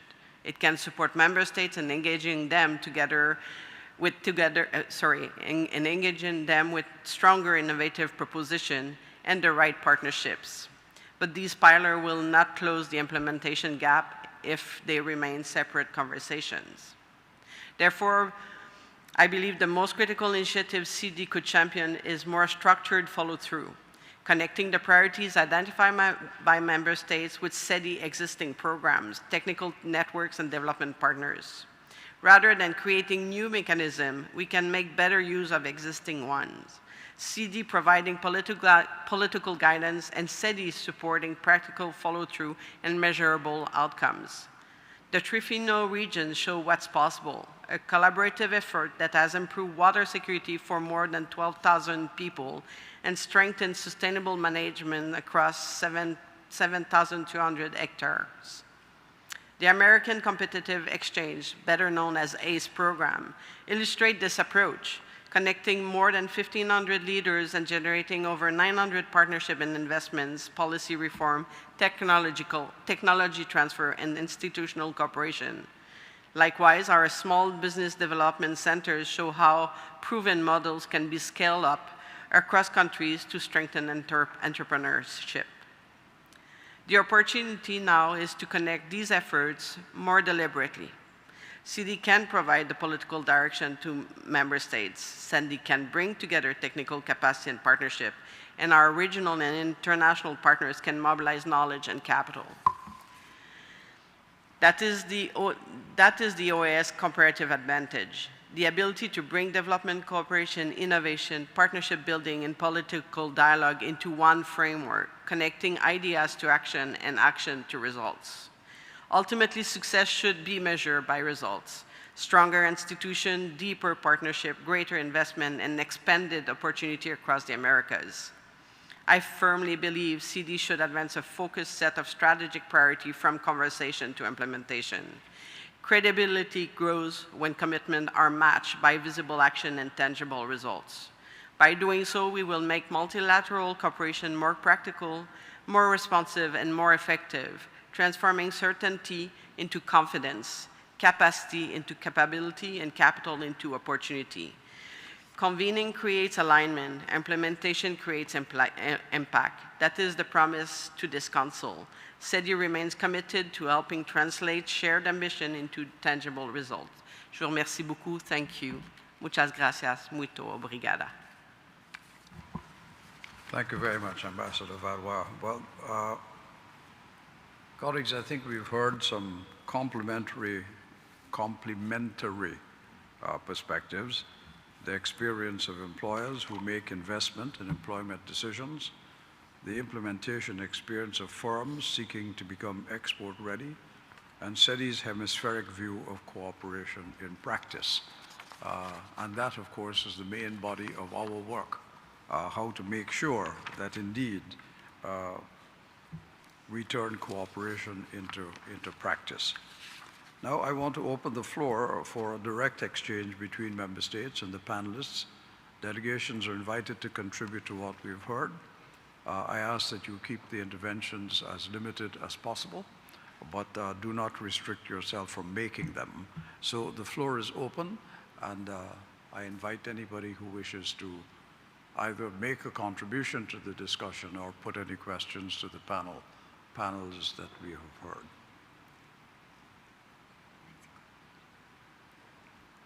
Mexico, you have the floor, sir. Muchas gracias, señor presidente. Bueno, en primer lugar queremos agradecer a todos los panelistas las presentaciones que nos han realizado, de la cual hemos tomado debida nota. Como ya lo señalé en mi intervención anterior, México considera que el éxito empresarial de las Américas requiere considerar que la inversión, la productividad y el crecimiento no son fines aislados, sino que deben traducirse en prosperidad compartida, empleos remunerados, reducción de las desigualdades, desarrollo regional y bienestar para nuestras poblaciones. Esa es la orientación del Plan Nacional de Desarrollo 2025-2030, que es el documento rector de la planificación del gobierno mexicano, así como del Plan México, que aterriza nuestra visión económica e industrial de largo plazo para mi país. Con esta perspectiva, señor presidente, permítame destacar los siguientes 4 elementos que consideramos indispensables para alcanzar el éxito empresarial. Algunos de los puntos coinciden con los planteamientos que nos han expuesto aquí los panelistas. El primero es la certeza. Las empresas necesitan reglas claras, instituciones eficaces y procedimientos transparentes, pero certeza no debe confundirse con desregulación.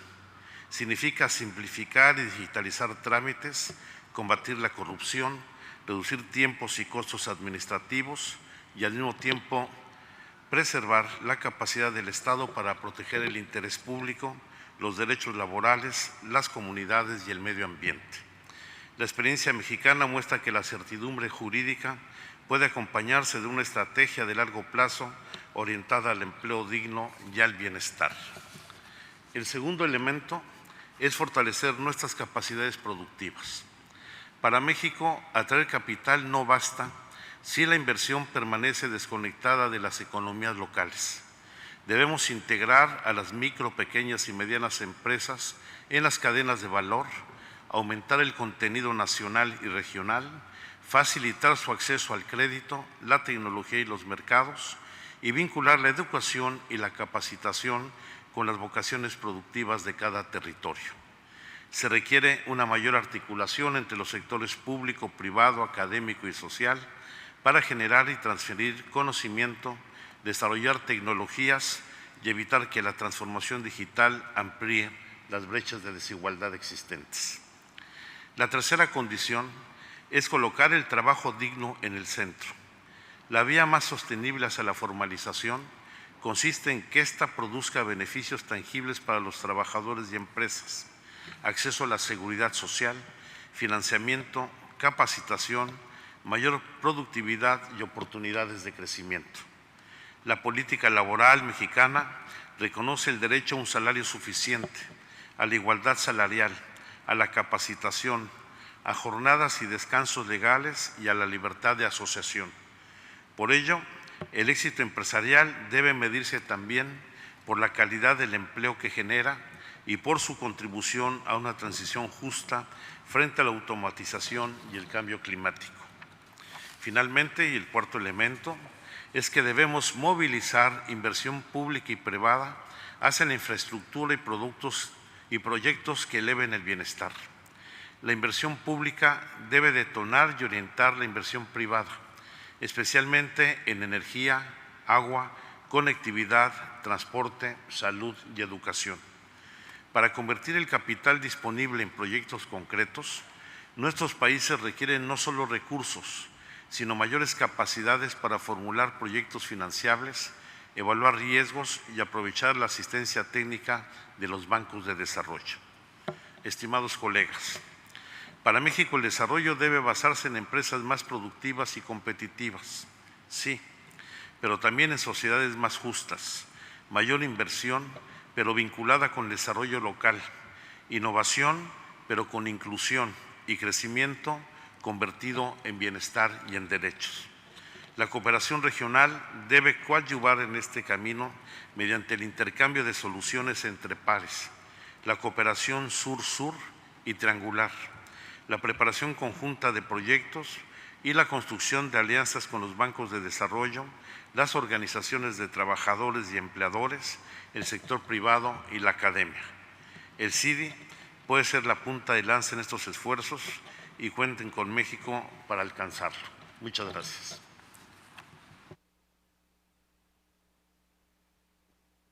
Thank you very much, Distinguished Ambassador of Mexico. Now I'm going to give the floor to El Salvador and then Panama. And after that, I will turn to the panelists to respond to anything that they would wish to comment on, arising out of the comments from Mexico, El Salvador, and Panama. and then I will return to Canada, Guatemala, Costa Rica, for another session from the permanent observers before I give the panel an opportunity to respond to that as well. So right now I will give the floor to El Salvador. Muchas gracias, señor presidente. Gracias también a los panelistas y a la secretaria por sus presentaciones. Con relación a las preguntas orientadoras, nosotros hemos identificado como principales desafíos para transformar el capital disponible en inversiones concretas a la modernización de los procesos administrativos que permitan su agilidad, la coordinación interinstitucional, garantizar la seguridad jurídica y particularmente desarrollar mecanismos que faciliten el acceso al financiamiento de las MIPYMES. Para superar estos retos consideramos clave desarrollar acciones articuladas en materia de inversión, modernización, capacitación, el establecimiento de sinergias público-privadas y la creación de empleos dentro de un marco jurídico seguro y estable. Ahora, ¿cómo puede la OEA contribuir a todo ello si no es una institución financiera y tampoco financia proyectos de inversión? Pero sí tiene fortalezas como espacio de diálogo para articular alianzas multiactor entre los estados, el sector privado, organismos financieros internacionales y la academia para generar resultados tangibles. También el desarrollo de mecanismos de cooperación técnica, intercambio de buenas prácticas y fortalecimiento institucional en apoyo a los estados miembros y particularmente el desarrollo de capacidades en nuestros países. Creemos que el CIDI puede impulsar el aprendizaje e intercambio técnico para intercambiar experiencias exitosas e identificar oportunidades de mejora. También hay la iniciativa que se lanzó en el marco de la Asamblea General, la iniciativa del sector privado de las Américas. Es importante que conozcamos cuáles son los siguientes pasos y creo que en algún momento es importante que se haga una presentación acá sobre cómo se va a implementar y cuál será el rol de los estados y cómo se va a desarrollar este trabajo, que es una colaboración también público-privada que puede generar resultados concretos. Como buenas prácticas, mi país quiere compartir que, contrario a la tendencia general, El Salvador alcanzó un crecimiento económico de 4.8% en el primer trimestre de este año, con 17 de 19 sectores que mostraron crecimiento, entre ellos la construcción, el transporte, el almacenamiento, hoteles y restaurantes. ¿Y cómo se ha logrado esto? Una estrategia integral que inicia con el fortalecimiento de la seguridad jurídica. Esto está en línea con el tema de la certeza. Nos hemos adherido recientemente a 4 tratados internacionales sobre propiedad intelectual en la OMPI que fortalecen la seguridad jurídica, modernizan procesos y facilita que las empresas salvadoreñas protejan sus marcas, patentes y diseños a nivel internacional. También estamos desarrollando alianzas público-privadas a través del programa El Salvador Crece, que es una iniciativa con el apoyo del BID, en el que reúne tanto al sector público como privado para alinear prioridades e implementar proyectos concretos en 5 áreas prioritarias, como son la estabilidad macroeconómica, vivienda y desarrollo urbano, turismo, financiamiento a MIPYMES, internacionalización y atracción de inversiones como foco para el desarrollo de con foco en el desarrollo de la economía costera. Asimismo, estamos haciendo grandes esfuerzos para la promoción a través de la Agencia de Promoción de Inversiones y Exportaciones de El Salvador, INVES, a través de la cual se promociona la infraestructura turística y desarrollo inmobiliario, autopartes, componentes eléctricos, entre otros, y los incentivos para la inversión disponibles en este año. En cuanto a las pequeñas y medianas empresas, el gobierno está impulsando una agenda orientada a mejorar el clima de inversión mediante la formalización y simplificación administrativa, la digitalización de servicios públicos y el fortalecimiento de la promoción de inversiones. Estas medidas contribuyen a reducir los costos y a mejorar la competitividad, enfocado especialmente en las MIPYMES. Se está fortaleciendo los 14 centros de desarrollo de las micro y de las pequeñas empresas y paralelamente se promueve su internacionalización.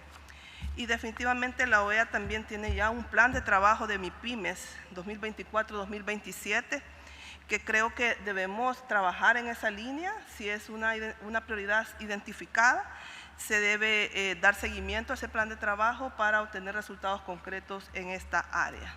Muchas gracias, señor presidente. Thank you, Ambassador Acevedo. Now, if I might just on the last portion of what Ambassador Acevedo was saying, and that was describing the national efforts of El Salvador to tackle a number of these questions with which we've been concerned this morning. What would be extremely helpful is where there are national plans that are being implemented, projects that are being implemented of that kind, is if the experience, the way, the methodology of which you approached it, the success of what you've achieved and how you measured it, could be shared with CIDI, the Secretariat, and with CEDI, because this is a useful base for sharing information. All of us are very impressed by hearing what within nations people are doing, and it's good to know all of that is happening. But what our role ought to be is not simply to praise each other for doing things nationally, but to figure out how we can benefit from those experiences, how we can share them, and how each of our countries might learn from them.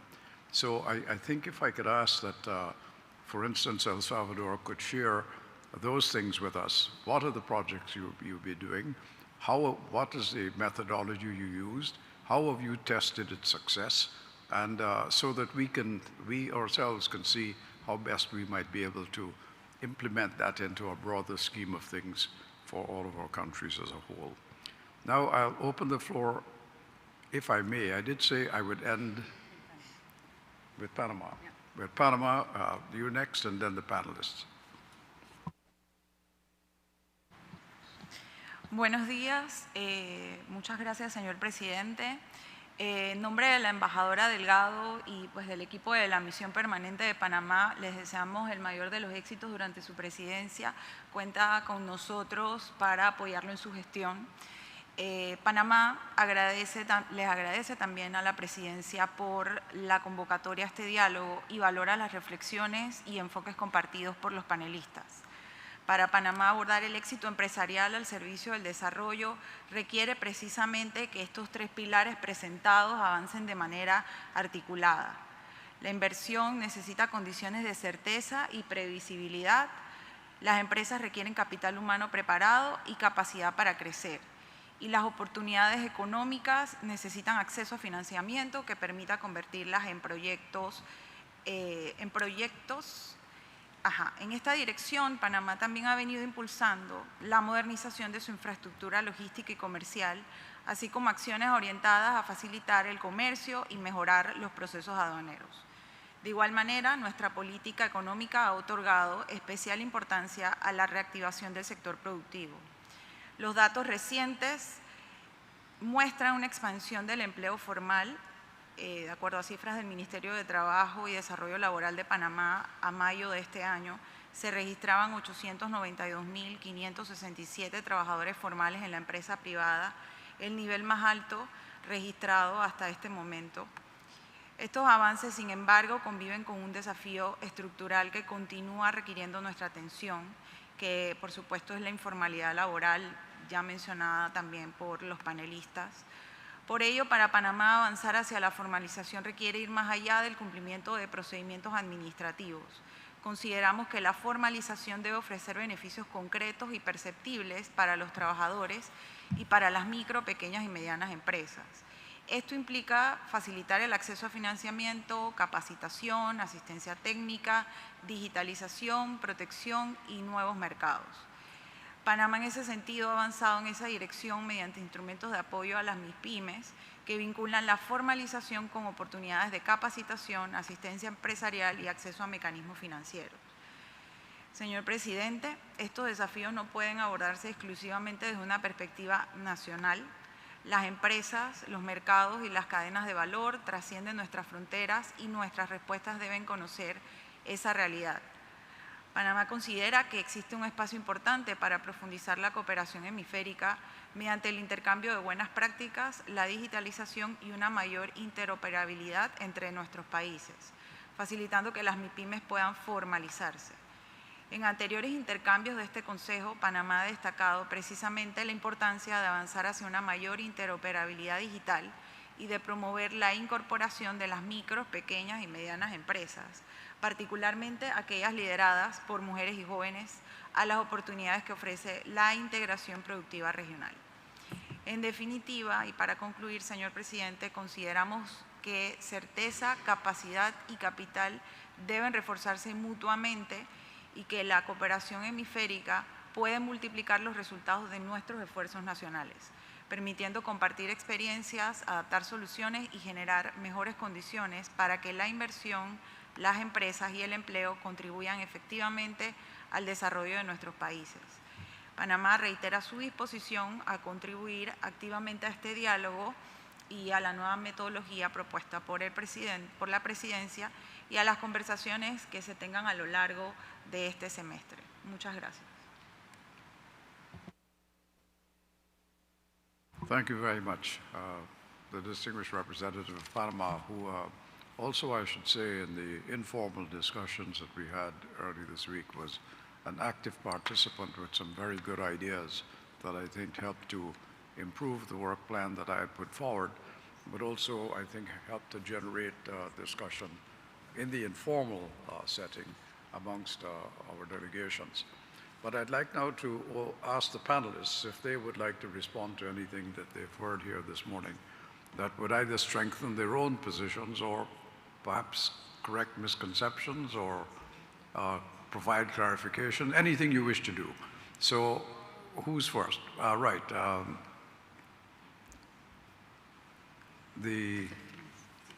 One second.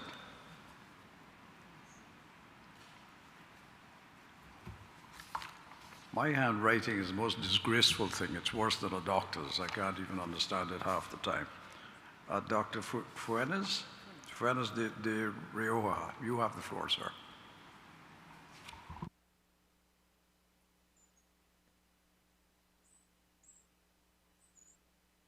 Hear you, sir. Micrófono, por favor. Sí, gracias, señor presidente. 3 aspectos. Uno, recién se ha mencionado las cadenas de valor. Y las cadenas de valor son un eje importantísimo para vincular nacional y regionalmente pymes con grandes empresas de producción. Es decir, hoy muchos países tenemos desafíos energéticos muy grandes, en minería muy grandes y evidentemente en la economía del conocimiento.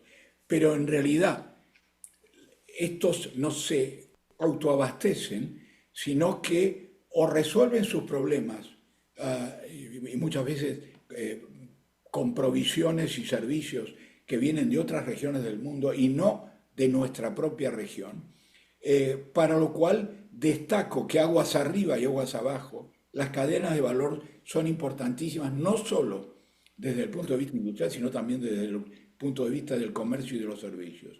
El segundo aspecto es el de las migraciones. No podemos ignorar que nuestras fronteras son muy permeables, todas en términos generales. Y no hago un juicio de valor, porque hay cuestiones que son buenas o no. El gran problema es que sean indocumentadas y terminan estimulando la informalidad. Este es una cuestión seria, con lo que creo que el tema de las migraciones, sobre todo subregionales, tenemos que tenerlo en cuenta. Y el tercero, que se comentó fuertemente, es el tema de la inversión y el acceso al crédito. Y usted mencionó, presidente, que iba a convocar a los grandes bancos regionales. Y yo creo que esos bancos regionales no solo tienen que ser iluminadores de procesos para ellos mismos, sino también para las otras bancas que conviven en los países, porque fundamentalmente el acceso al crédito, para que haya un desarrollo sustentable y que éste sea con verdadera inclusión laboral, tiene que existir ese acceso al crédito no solo para la supervivencia, sino para el desarrollo y la proyección de las empresas. Gracias, señor presidente. Thank you very much. Now I'll give the floor to Dr. Nicola Glioggio. Again, I apologize for the pronunciation of your name, sir. You have to pronounce it so I can hear it. You have tried 3 different times to pronounce it in different ways. Well, you know, Mr. Sinanan, who comes from the Caribbean, managed to mispronounce my own name. I'm not called Saunders, I'm called Sanders, but we all suffer these fates from time to time. But I apologize. I guarantee to you that before this meeting is over, I will be able to pronounce your name correctly. Even in Spanish, it's very difficult to pronounce it. It's Gligo. Anyway, bueno, you have the floor, sir. Sí, a ver, el comentario era muy general, es que tanto las intervenciones de México, El Salvador y Panamá de alguna forma dan cuenta de la diversidad de temas, la diversidad de actores, los múltiples frentes en que están trabajando los países en lo que es el desarrollo productivo. Y frente a este sistema complejo, nuevamente el punto principal que estaba haciendo CEPAL, la importancia de una buena coordinación, una buena gobernanza para poder fijar ciertas prioridades, tanto a nivel nacional como a nivel regional. Y nuevamente creo que lo que puede hacer el CIDE, lo que puede hacer la OEA y otros organismos también, como la misma CEPAL, es potenciar esta coordinación a nivel regional. En la CEPAL trabajamos en tres frentes, generamos conocimiento y difundimos conocimiento, tanto desde la misma CEPAL como a petición de los países, generamos espacios de conversación, generamos espacios de intercambio a nivel político, a nivel técnico, y también realizamos como tercer ámbito de trabajo asistencia técnica a los países o a grupos de países. Por lo tanto, en cualquiera de estos ámbitos que se han pronunciado y que están realizando, tanto a los países como a la OEA y el CIDE, ofrecemos el apoyo de la CEPAL para seguir cooperando e impulsar estas iniciativas. Thank you very much. Well, I'm grateful for that. Any other panelist would like to say anything at this point? Dr. Sinanan, you have the floor. Yes, thank you, Ambassador Sanders. Apologies for mispronouncing your name earlier, but as you said, it happens. I just wanted to make a couple of points on what you noted regarding regional integration, and I just wanted to say that I totally agree. The Caribbean region is too small for it to be fragmented. If we are to be competitive in a global environment, we have to approach it from a regional point of view. We have to look at things at regional capital markets, as you noted, regional stock exchanges, so that will allow for raising capital across borders. We have to look at a regional investment code and a regional investment strategy. That way we can attract investors across the region with the same type of incentives, with the same type of laws and legislations, allow for the free movement of capital across the region. Because if an investor wants to come in and they want to invest in Barbados and in Trinidad and in Antigua and Barbuda, they have to be able to move their capital across borders fairly easily, certainly more efficient than they can at this point in time. We also have, from a business point of view, if we are to trade regionally, to make it efficient and easier, we have to look at harmonized customs tariffs. How can we make sure that products and services can move across borders in the region with certainty and understanding of what the tariffs are? I just wanted to put that out, because while we have made significant strides in regional integration and free movement of labor and capital, there still is a lot of work to do that will ensure that the Caribbean region businesses in the region can trade more competitively and attract capital with greater efficiency. Thank you so much. Thank you, Dr. Sinanan. And I can't say I disagree with one single word that you've just said. All of it is very important, and we in the Caribbean need to look at that more carefully than we have been doing, for the very reasons that came out here today about the need for capital, the need for productivity to increase, the need for investment, all of that is successfully working to leave us behind. And if we are left behind because we neglect those things, we won't have anybody to blame but ourselves. So thank you very much. Now I go back to our member states and I offer the floor to Canada. Thank you, Chair. Good afternoon. First of all, my delegation would like to thank you, as well as the panelists, for your contribution in today's discussion. Canada welcomes today's discussion on this important topic, which underscores the close relationship between investment and formalization, as the two are mutually reinforcing. Quality investment creates formal, productive jobs, while a larger formal economy gives investors the confidence and certainty needed to commit long-term capital.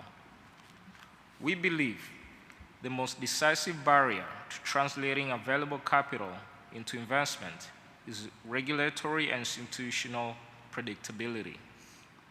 Investors are looking less for incentives than for transparent rules, efficient permitting, sound institutions, and confidence that projects can move forward in a timely and predictable manner.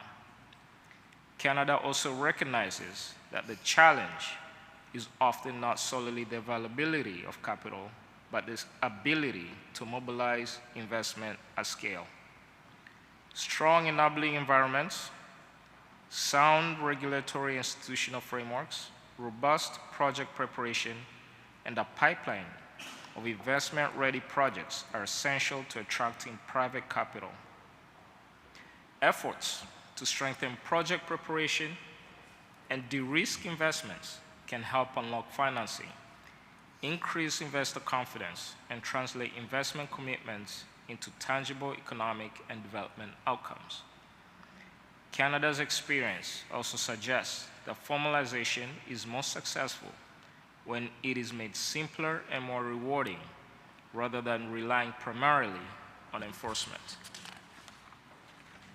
Businesses are more likely to formalize when doing so provides clear benefits, including access to finance, training, public procurement opportunities, and social protection. An effective lever for encouraging formalization is creating clear economic incentives to participate in legal markets. For instance, in the artisanal and small-scale mining sector, the Canadian company Dynacor has demonstrated how access to transparent purchasing, traceable supply chains, and legitimate buyers can bring artisanal miners into the formal economy.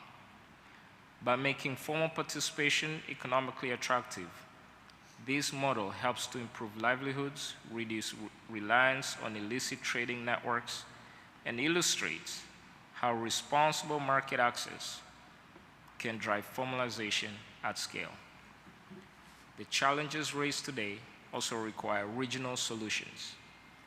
Hemispheric cooperation can help improve the investment climate and accelerate formalization through regulatory cooperation, integrated digital government services, shared standards, trade facilitation, and stronger support for MSMEs participating in regional value chains. Canada's central message is straightforward.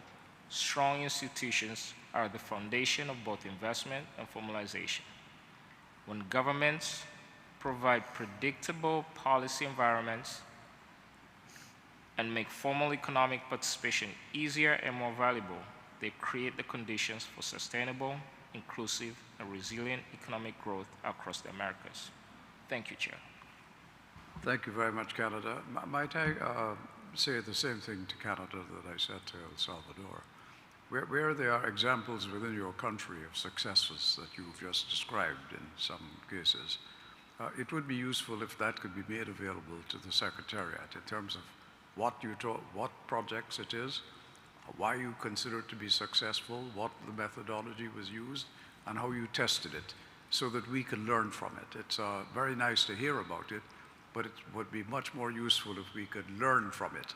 So if we could have that information registered here in CIDI, and we can create a bank of information that is available to all our member states and for use as well in seminars and discussions that we will have, then that would be very useful.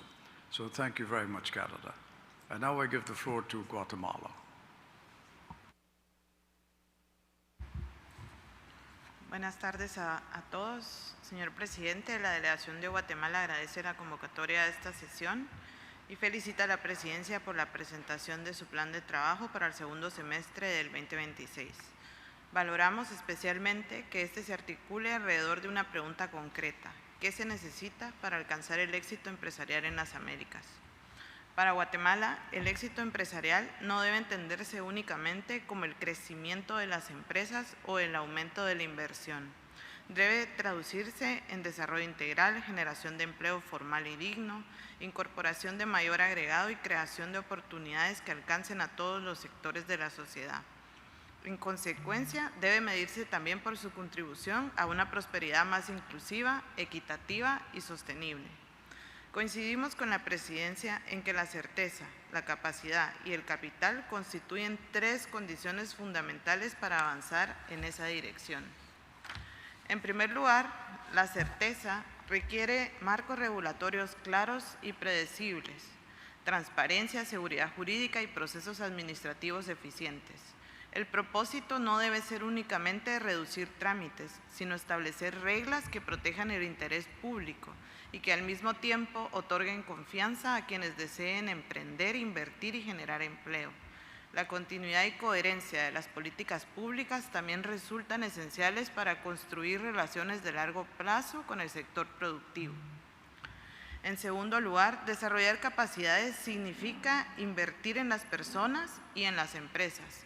Esto supone fortalecer la educación, la capacitación técnica y las competencias que demanda el mercado laboral, incluidas las habilidades digitales. Asimismo, requiere apoyar a las micro, pequeñas y medianas empresas en sus procesos de formalización, transformación digital e incorporación de nuevas tecnologías.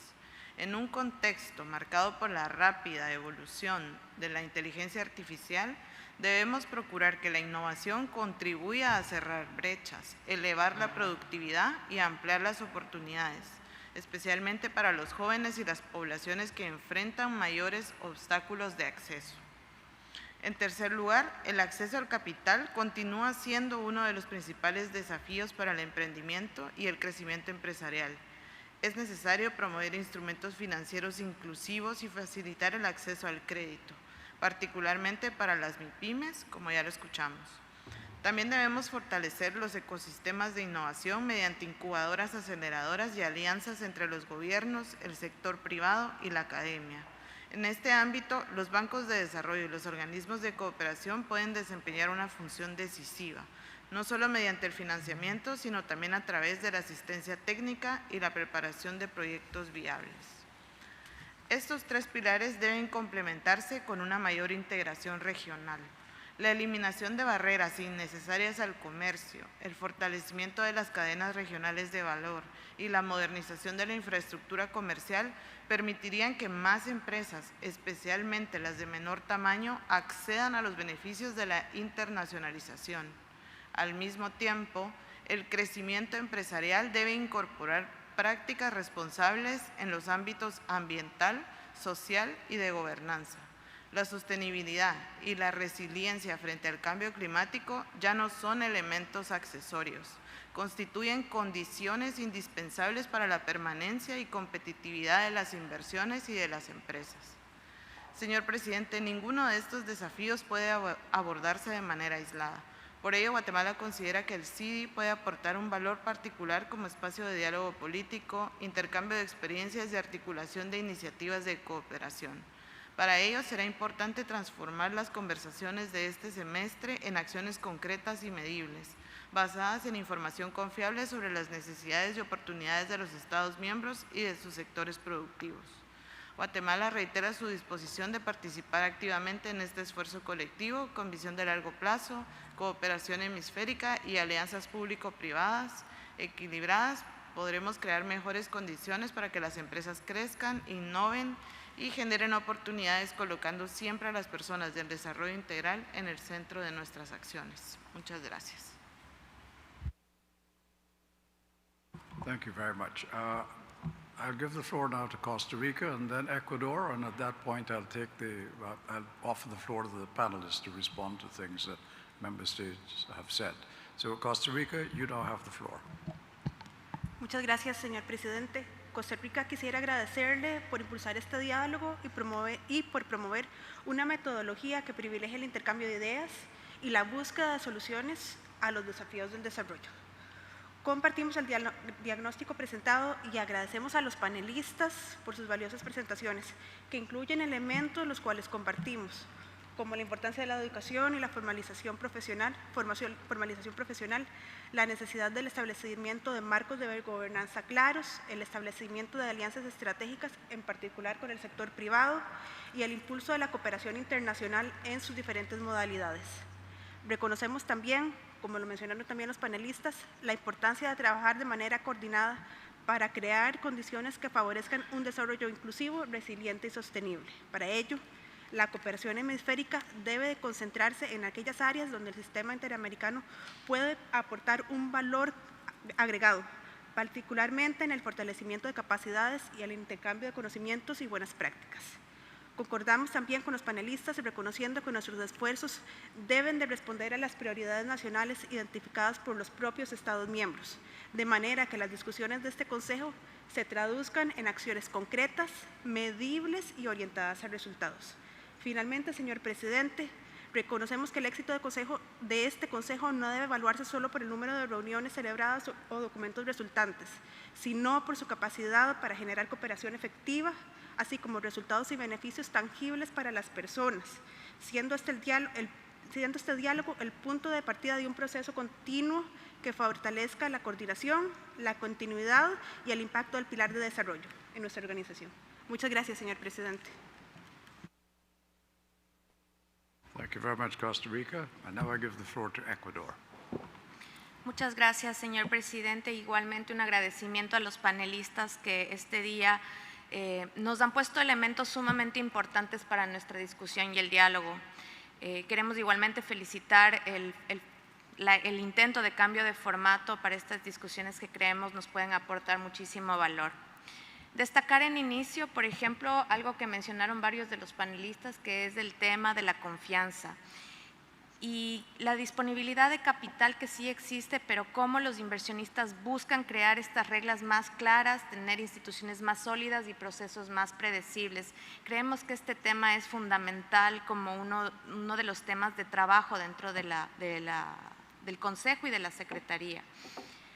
Hemos visto que la cooperación hemisférica funciona y también la cooperación bilateral para este tema. Y quisiera destacar, por ejemplo, una iniciativa que es el Commercial Law Development Program, el CLDP, que es manejado por el Departamento de Comercio de los Estados Unidos, un programa del cual el Ecuador se benefició y otros países también de la región, y demuestran que la asistencia técnica y el fortalecimiento institucional son herramientas concretas para mejorar este clima de inversión.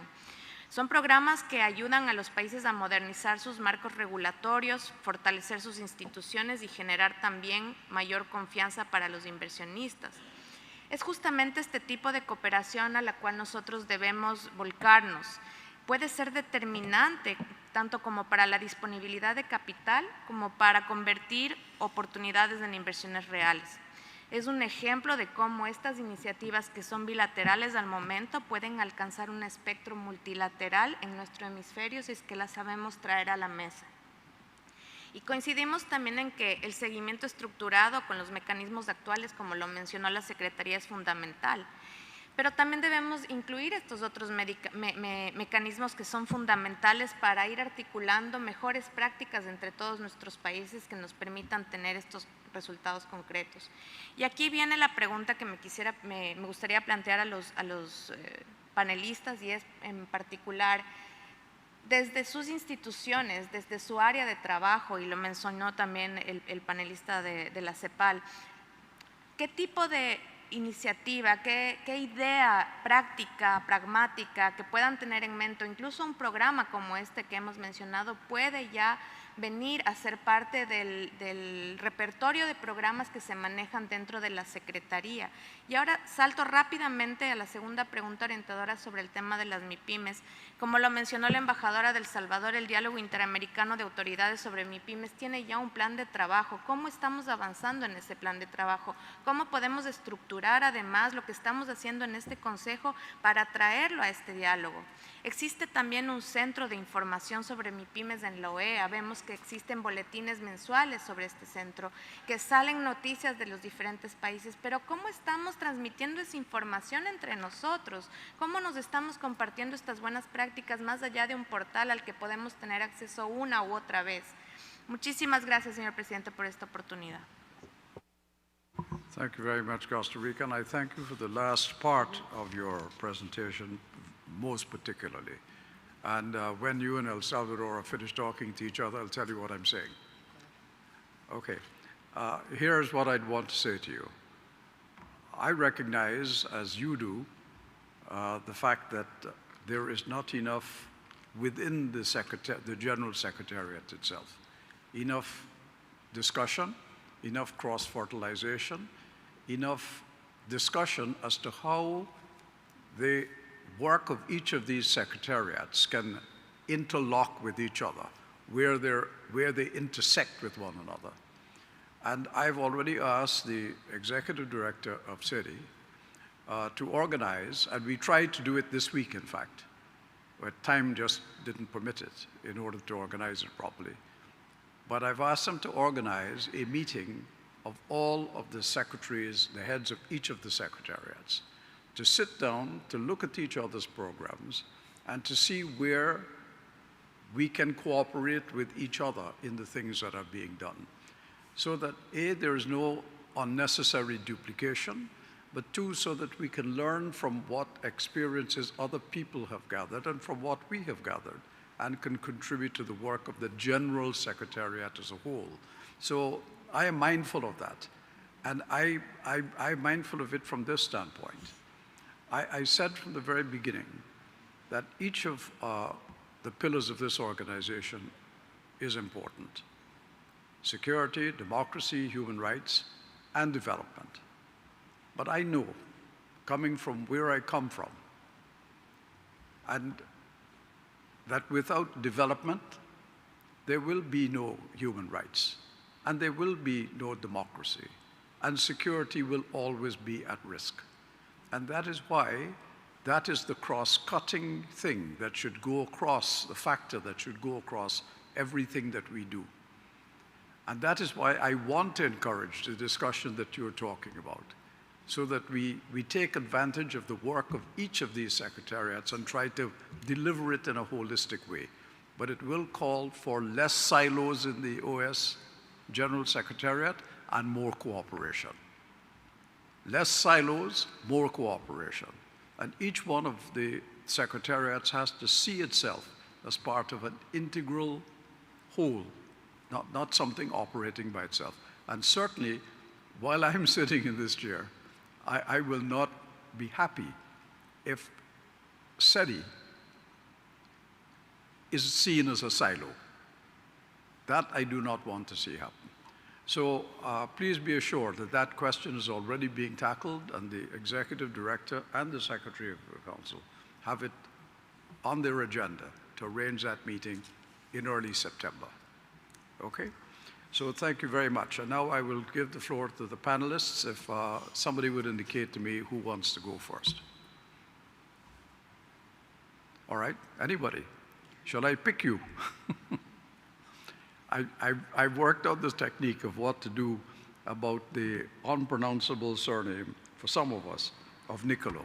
I will just call him Nicolo. Nicolo, I volunteer you to respond. Sí.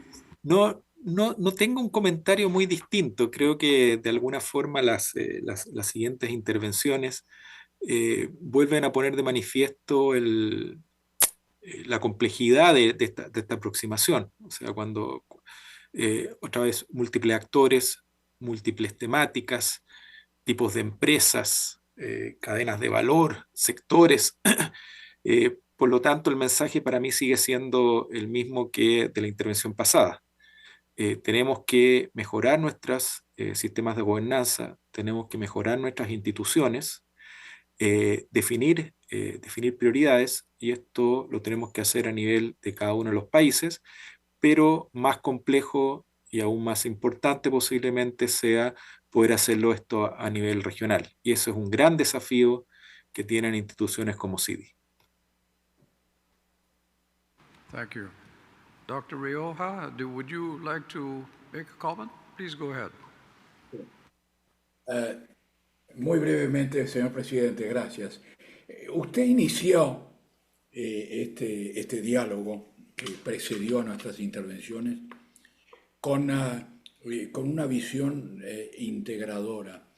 Y yo creo que hay que mirar el proceso de integración regional necesario por los movimientos del capital para la inversión, por las instituciones de crédito, por las cuestiones laborales y humanas desde el punto de vista de la informalidad, las migraciones, la anomia por falta de certeza o por la necesidad de simplificar normativas, en que creo que debería tratar de hacer un aterrizaje, un landing en una discusión más sobre qué se puede hacer en común para esos objetivos, porque si no es quizá un wishful thinking o aspiracional, pero en realidad lo que hay que ver, si queremos verdaderamente una integración efectiva de las Américas, y nosotros la queremos como empresarios, y además reconocemos los fenómenos, tanto desde el punto de vista de los movimientos de capital como de los mercados en este mundo, es que tenemos que tener una mayor coordinación sobre objetivos concretos y comunes. Y me parece que es, por lo menos, mi reflexión final en la intervención. Gracias. Thank you very much indeed. Dr. Sindanan, I didn't see you put your hand up, so I assume you want to wait to the end before you make any further comments. Good. All right. Well, then I will now return to the contributions from member states and give the floor to our good and distinguished alternate representative from Brazil.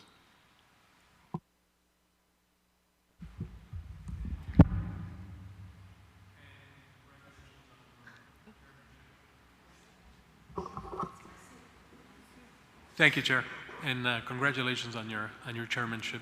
As you know, the United States is going to work very closely with you, hopefully, in this next semester. One thing that we want to put on the table and have been emphasizing for some months now is the Inter-American Business Charter that we would like to... excuse me. I did offer the floor to Brazil, who was the next country on the list. So if you don't mind, could we just go back to the list as we had it going? And I see the United States was the last to ask for the floor. So you will speak, sir, after Jamaica. So thank you very much. Pardon me, sir, pardon me. Yeah. Brazil, you have the floor. Obrigada, presidente. Primeiramente, gostaria muito de agradecer as palavras dos especialistas que falaram aqui antes. Realmente, as análises apresentadas são muito ricas e coincidem com uma série de avaliações que o Brasil também teria para compartilhar. Assim como também colegas anteriores a mim, compartilharam avaliações muito parecidas com as que nós temos, né?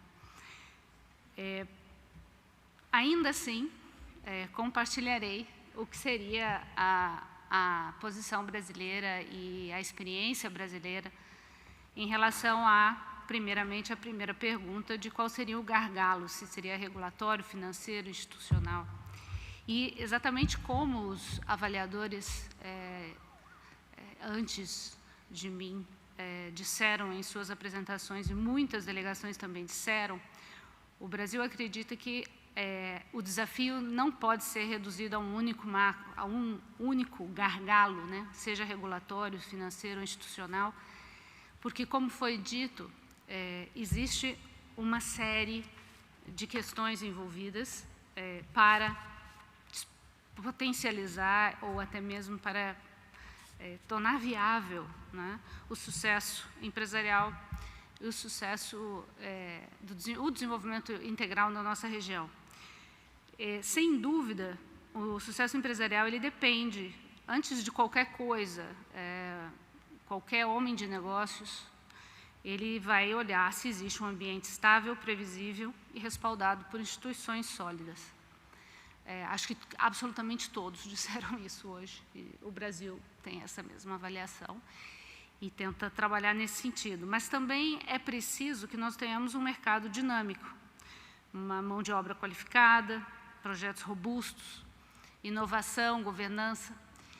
E uma das questões interessantes que eu ouvi hoje, e que é um pouco diferente, talvez, da nossa avaliação, talvez o Brasil esteja menos refratário à questão da inovação e quase que colocando bastante ênfase, ou como alguns especialistas disseram, buscando uma prioridade, tentando priorizar esse pilar da inovação na sua estratégia, né, de crescimento. Nós acreditamos que a inovação, sim, ela hoje em dia está ligada à produtividade, ela está ligada à viabilização de negócios, ela está ligada à internacionalização, mas ela também está ligada à melhora da qualidade do trabalho.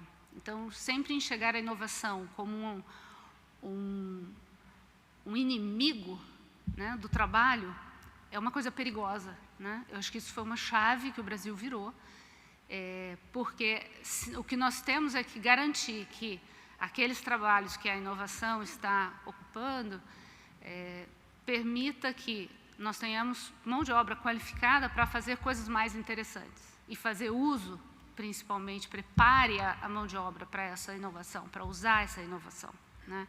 Essa tecnologia. Então, acho que isso é uma pequena diferença em relação ao que foi dito antes. Outra coisa que o Brasil também está investindo muito, né, além da inovação, é a questão da inclusão social.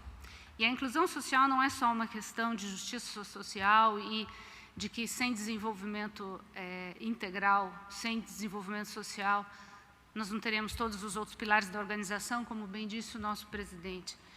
Mas é porque não há como ter esse mercado tampouco se você não tiver consumidores para isso.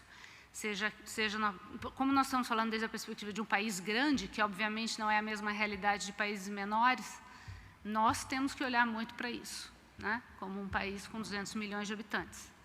Então, a inclusão social, ela é vital, como uma questão de justiça social, mas também como uma questão de viabilização do sucesso empresarial.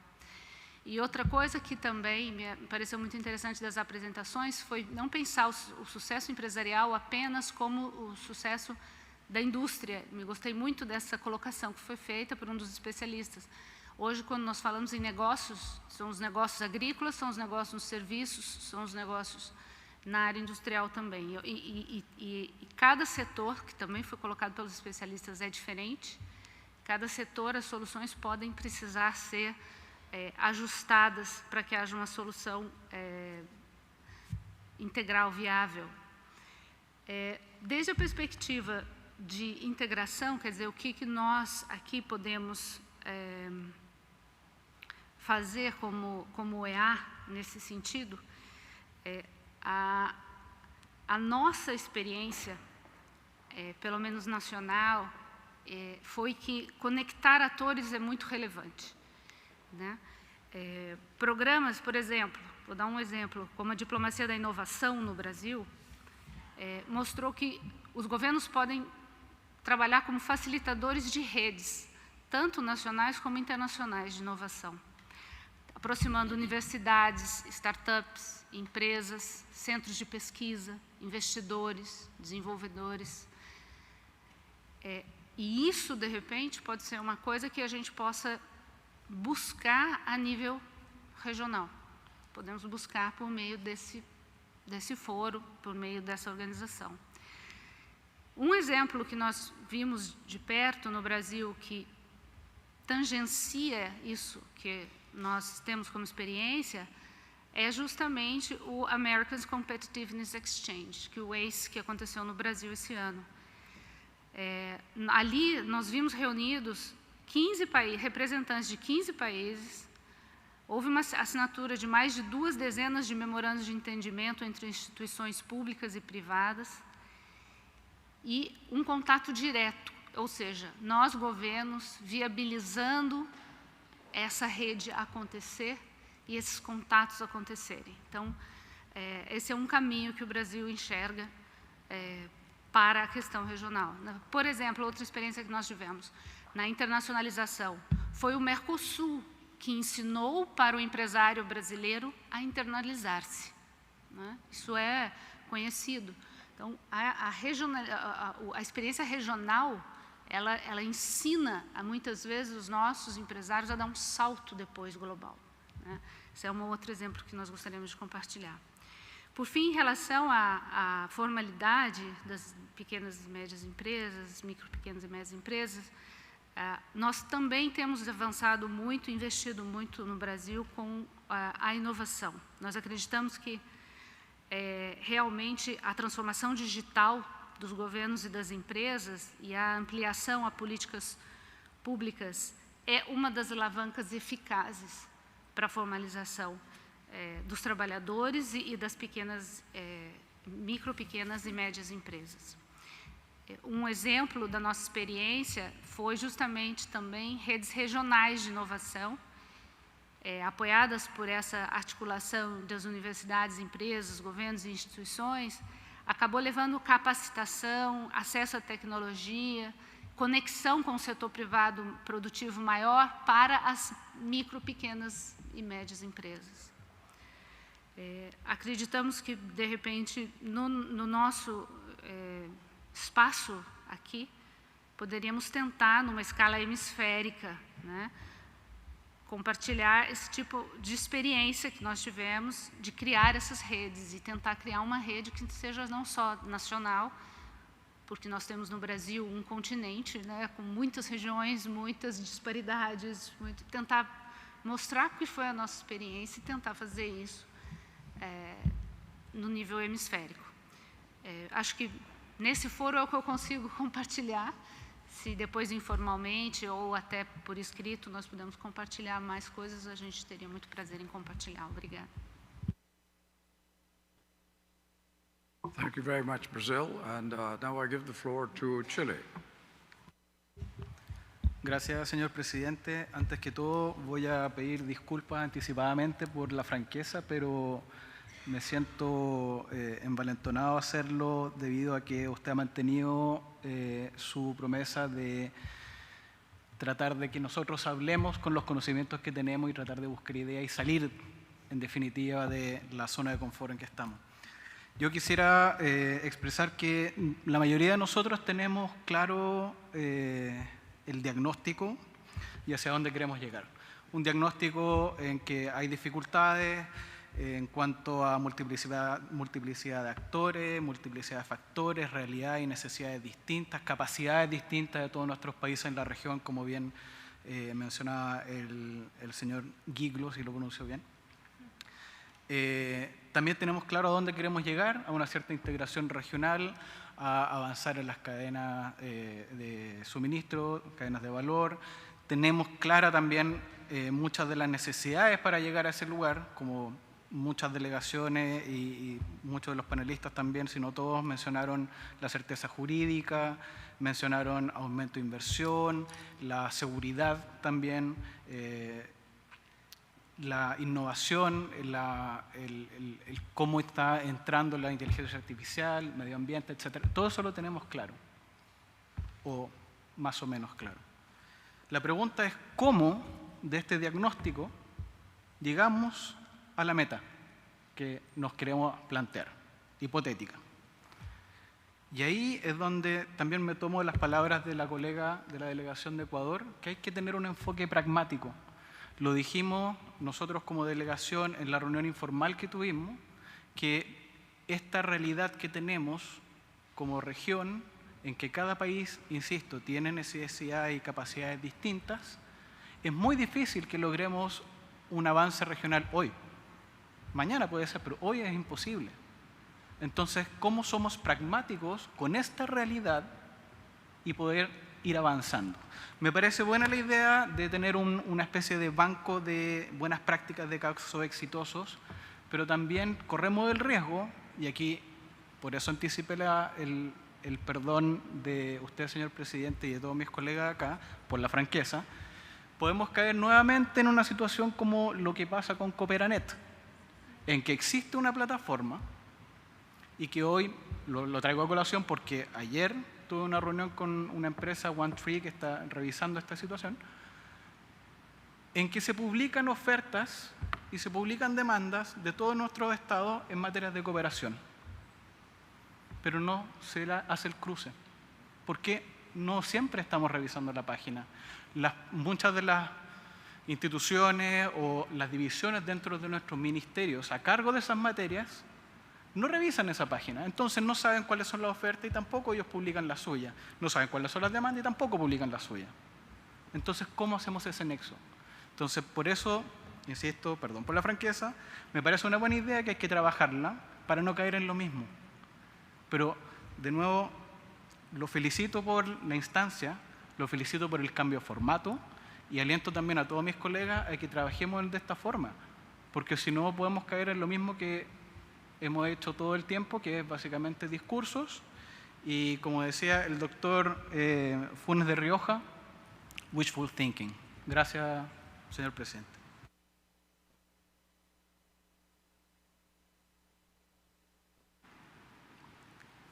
I congratulate you on that presentation. It's good to hear Frank talk and good to hear the problems really identified. You're perfectly right, of course, that even within delegations in this organization, I know things are sent, websites exist, and they don't read them. So that's a reality of the situation.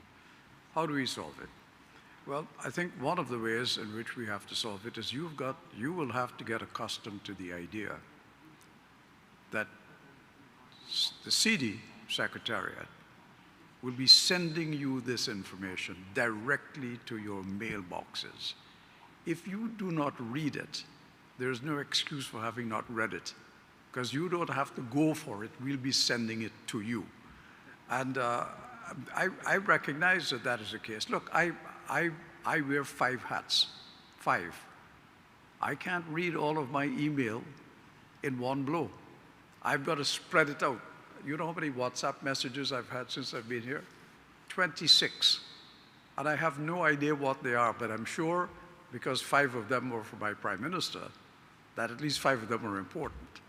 So it's difficult. Time is done. So we have to devise some way by which we get the information to you and say, important, urgent, read this, some way in which we can get you to focus on it. But I don't want it to be a situation in which you will blame the Secretariat for not providing the information. I want you to be in a position in which you blame yourselves for not having read it, because we will make it available to you.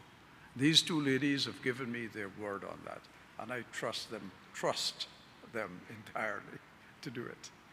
Okay? So, but thank you very much. I greatly valued what you had to say, sir. Colombia, you have the floor. Gracias, señor presidente, y gracias por mantener este enfoque práctico en esta segunda conversación que tenemos. Gracias a los panelistas. Cuando se llega a este punto de las presentaciones, ya uno prácticamente está recogiendo lo que muchas otras delegaciones dijeron, pero no por eso queremos dejar pasar la oportunidad, porque para Colombia es importante resaltar que coincidimos con lo expuesto. Una de las maneras en las que se puede pasar ese desafío de convertir el capital disponible en inversiones concretas es articulando lo público, lo privado, la academia y las instituciones financieras. De hecho, consideramos que la OEA ya tiene mecanismos en los que se está haciendo, lo dijo el embajador Florentín, lo mencionó también nuestra colega de Brasil. Tenemos el ACE, que es el programa de intercambio de competitividad para las Américas. Creemos que desde allí, así como seguramente desde otros programas y mecanismos de la OEA, se puede empezar a tener un catálogo concreto de actividades como se propone en la resolución del CIDI y que también fue la propuesta de Colombia en nuestra sesión informal. Y justamente sobre eso, y un poco mencionando lo que el doctor Gligo dijo, este programa aporta una perspectiva de diplomacia subnacional, es algo que se puede valorar desde la CEPAL, es medible, es cuantificable, de ahí salen acciones concretas. Y Colombia espera contribuir a este propósito mediante la realización del ACE Barranquilla, que será a finales de septiembre de este año. Gracias de nuevo. Esperamos que de todas estas conversaciones que van a ocurrir en el semestre vayamos teniendo un programa de trabajo bastante realizable.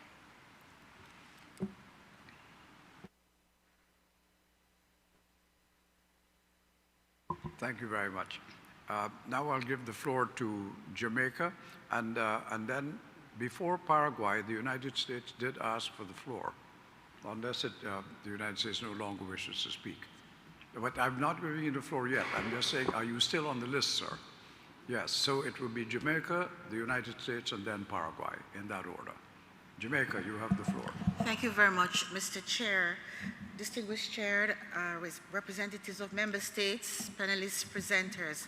The delegation of Jamaica is pleased to participate in this very timely discussion as we seek to share experiences towards achieving economic growth and development.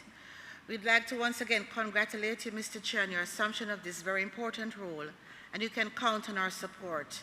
We'd also like to commend the Executive Secretariat for Integral Development for convening this important exchange on the draft work plan of the Council for the period July to December 2026, which provides member states with an opportunity to learn from one another's successes and challenges and to set the stage for our work agenda ahead.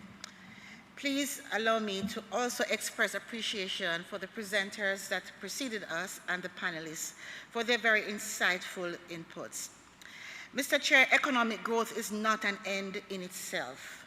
Rather, it is the foundation upon which we build prosperity, reduce poverty, create opportunities, and improve the quality of life of our citizens.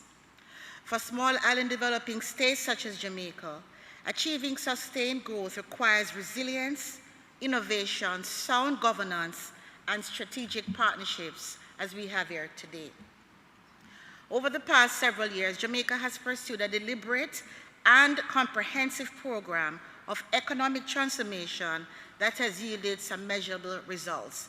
At the heart of our strategies has been a commitment to maintaining macroeconomic stability. Through prudent fiscal management, responsible debt reduction, disciplined monetary policy, and strong institutional reforms aimed at significantly strengthening investor confidence and created an enabling environment for private sector growth.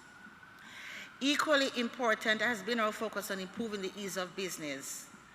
Our governments must undertake reforms to streamline public services, digitize government processes, strengthen public financial management, and create a more business-friendly regulatory environment and strength. These reforms have enhanced efficiency while encouraging entrepreneurship and investment. The region must continue to recognize that infrastructure is a critical driver of productivity. As we continue to invest in modern transportation networks, creating logistical hubs and airline connectivity, energy and digital infrastructure, security and crime reduction are critical to the process.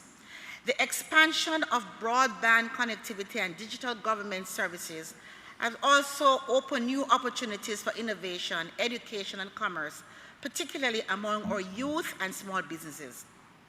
All of us here today understand the importance of tourism as a cornerstone to this hemisphere's economies. But our approach must evolve beyond increasing visitor arrivals. We must deliberate in seeking to strengthen linkages between tourism and our productive sectors such as agriculture, manufacturing, entertainment, and the creative industries, ensuring that benefits of tourism are more broadly distributed across our economies and do not simply leave our hemisphere. For instance, the Government of Jamaica has prioritized the development of business process outsourcing BPO sector, logistics, agriculture, and renewable energy, and the digital economy as important pillars for economic diversification. These sectors have created employment opportunities, particularly for young people, while enhancing competitiveness in global marketplace.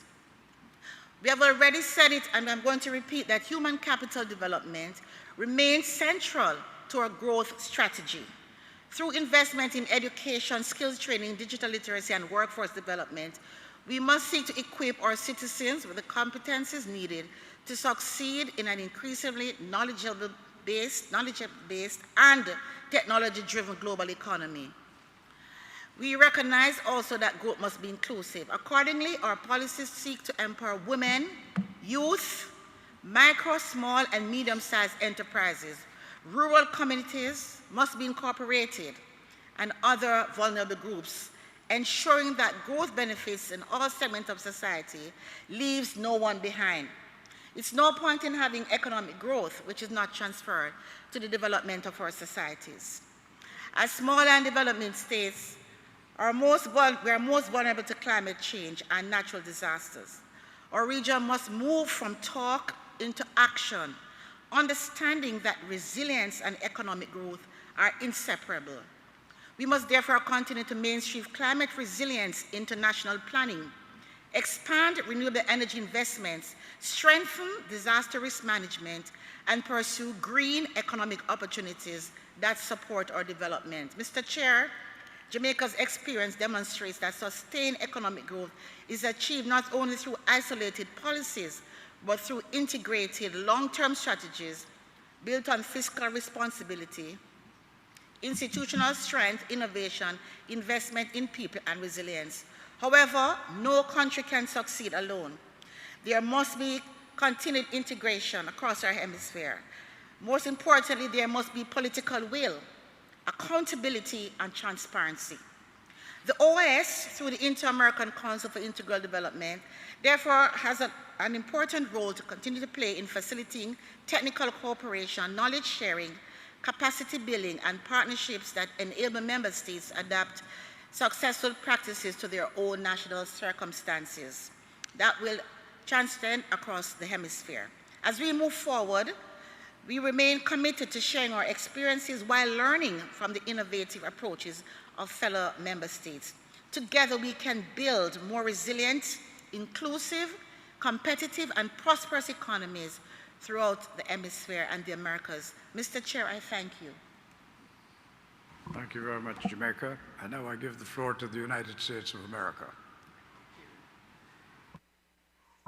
Thank you, Chair. Apologies. I rescind the request to speak. Obviously, I'm very confused, but thank you, sir. Paraguay, you have the floor, sir. Sí, muchas gracias, presidente, y agradezco también las palabras de Chile que fueron muy francas y realmente me sumo a esas, que creo que es muy importante tener esa conversación informal, muy directas entre nosotros para realmente crear, vamos a decir, resultados tangibles que creo que necesitamos, ¿no? Quiero nomás destacar, y en honor al tiempo también quiero ser muy breve, que Paraguay le gustaría también compartir la experiencia que nosotros tuvimos. Creo que, bueno, experiencias que nos llevaron a un camino de desarrollo muy favorable, sobre todo la experiencia que a partir del 2003 nosotros implementamos reformas fiscales muy importantes en el país, a través del cual se ha creado un ambiente de estabilidad como también de confianza para el sector privado, lo cual realmente nos permitió tener ese crecimiento estable, ya más de 20 años que estamos registrando anualmente crecimientos muy importantes, ¿no? También se han creado otros insumos fiscales como no fiscales también, sería como ya he mencionado, bajas tasas impositivas para atraer y fomentar las inversiones nacionales y extranjeras, pero también creación de instrumentos como el de maquila, que fue muy exitoso en Paraguay, así como hicieron otros países. Tengo entendido que México tiene buena experiencia también con ese instrumento de la maquila, y con eso formar parte de, vamos a decir, de una cadena productiva de la región, no solamente para fomentar las inversiones nacionales y también extranjeras, y también formar parte de esa cadena, como nosotros siempre decimos, y repito lo que dijo nuestro exministro de Industria y Comercio, que siempre decía que bueno, queremos ser parte de la cadena productiva de Brasil, ¿no? Sería como parte de ayudar al desarrollo regional, pero también que ayude al desarrollo de nuestro país. Por supuesto, tenemos grandes desafíos y eso sería muy interesante discutir acá, cómo ese crecimiento económico que nosotros experimentamos en los últimos 20 años llegue también a niveles más bajos. Es un gran desafío que tenemos, y creo que también otros países lo tienen, el famoso triple down effect. Y estamos muy conscientes de la necesidad de fortalecer las instituciones. Eso sería muy interesante ver qué experiencias tienen otros países y cómo nosotros podemos aplicarlo eso, ¿no?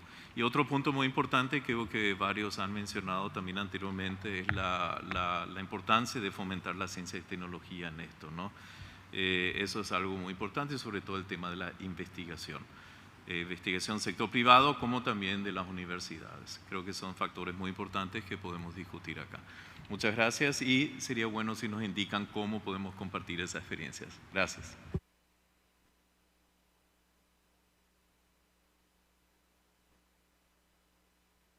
Thank you very much, Paraguay. Well, of course, sharing our experiences is the most important.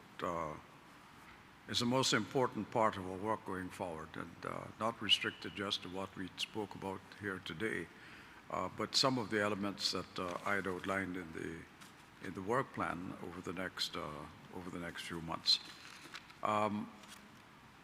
We have really to move away from formal statements and repetitions of things we all know, and start to think creatively about how we can work together. Now I understand these formal meetings are important and statements have to be read, which is why over the next few months you will see more informal meetings, because that is where we can speak freely, and that is where I think our most constructive conversations will come. And out of those informal discussions, I hope ideas will come that we can put formally to a meeting like this. Not for any further discussion, because we would have discussed it, but for how we can implement what we do with the imprimatur of the Council. Because the informal meetings cannot reach conclusions. They can make suggestions, they can reach a level of consensus, but it is this Council that must make the agreement and make the decision that we go forward. So I think that's how we'll have to approach it. And as I said, I don't want anything to be closed. Every idea at this juncture of our existence is an idea worth considering. So I will encourage that continued discussion. And with the help of experts such as the panelists we have today, we will be mindful of not falling into what one of them, I think it was Niccolo, described as traps. We will have to avoid those traps as best we can, or if not, to prepare for them. Now, at this point, I'd like to offer the floor to the panelists for any responses they may have to the remarks made by member states over the last hour or so. The floor is open to the panelists. Anybody wants to go first? Niccolo, your hand is up. Sorry, I didn't see it. Sí. Desde acá, Niccolo Glico. A ver, solamente quería... I figured out the pronunciation of your name is Glico. Is that acceptable? Excellent. Good. Great. I told you by the end of this meeting I'd have it mastered. But thanks very much for your patience. A ver, solamente más allá de los mensajes anteriores, quería comentar que la región no parte de cero en lo que es políticas de desarrollo productivo, y hay varias experiencias en varios países muy ricas que creo que sería interesante que se pudieran compartir en este espacio. Me refiero, por un lado, a lo que es todo lo que es la nueva industria de Brasil, el Programa de Desarrollo Productivo Sostenible de Chile, la Política Nacional de Reindustrialización de Colombia, el Plan México, la Política Nacional de Desarrollo Industrial del Perú. Todas son iniciativas relativamente recientes, pero que ya tienen algunos años de implementación y que pueden empezar a mostrar algunos resultados, y que creo que esta mirada integradora de las políticas de desarrollo productivo pudiera ser interesante que se pudiera compartir entre los países.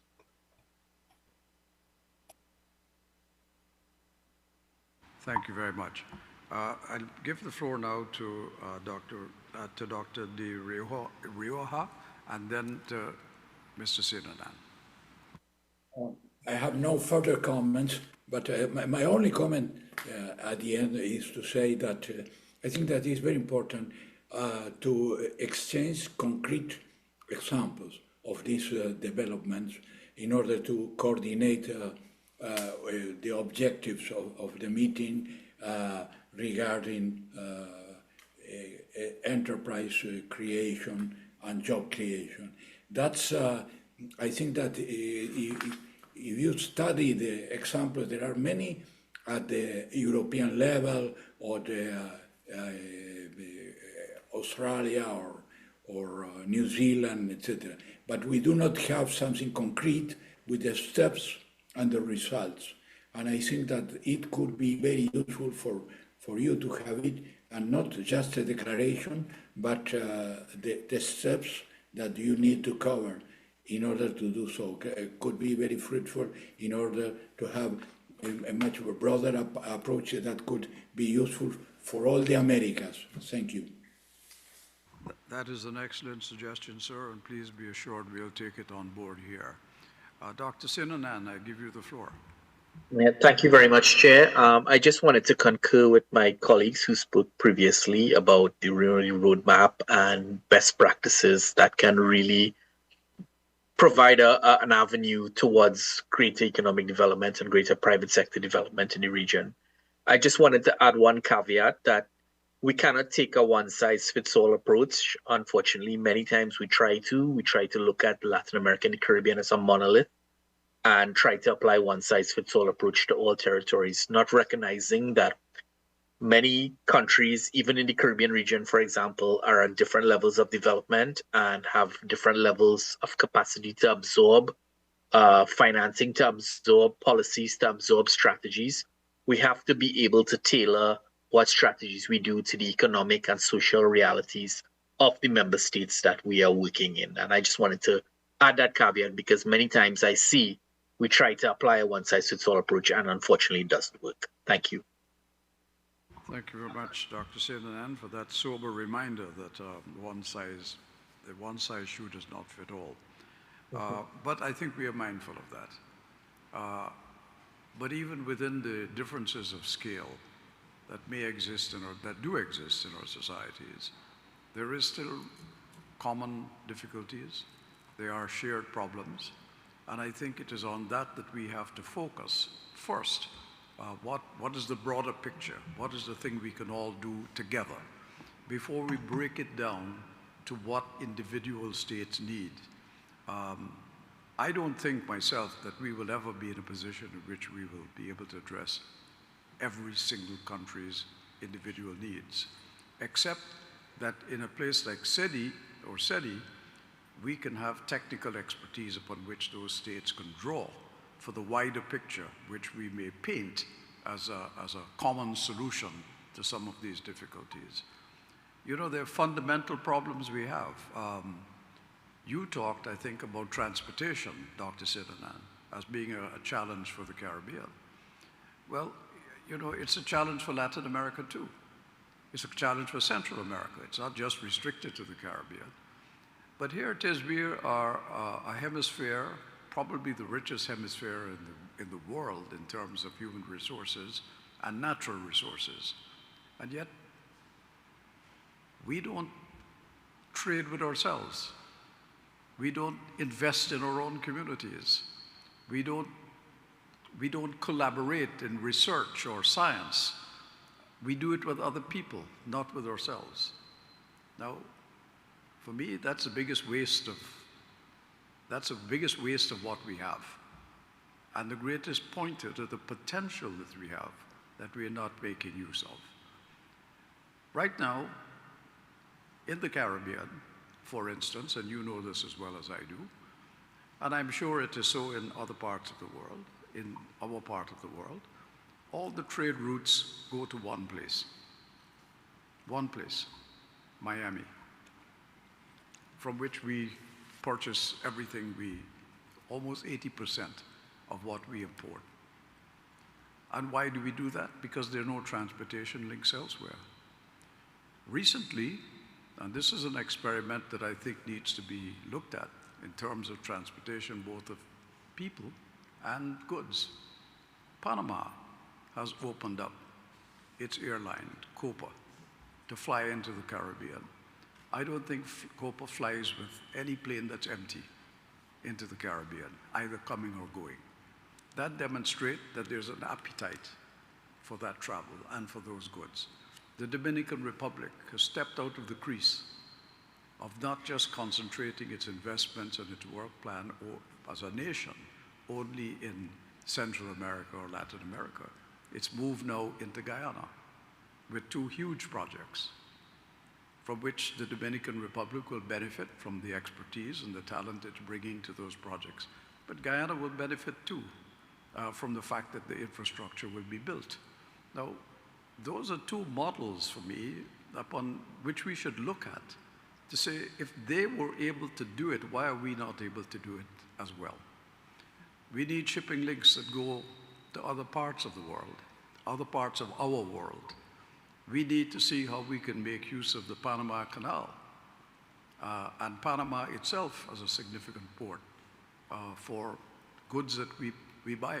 There's no trade between Central America and the Caribbean of any significance. And yet, they are both markets. So these are things I think we need to start looking at. So when we break all of this down as we go forward, the transportation, the people who do ports and transportation have to start to relate their work to other things, like business development. You know, it is no point having the business development without the transportation. And how do we achieve that? Who is going to invest in the ships? Or ship? Who's going to do that?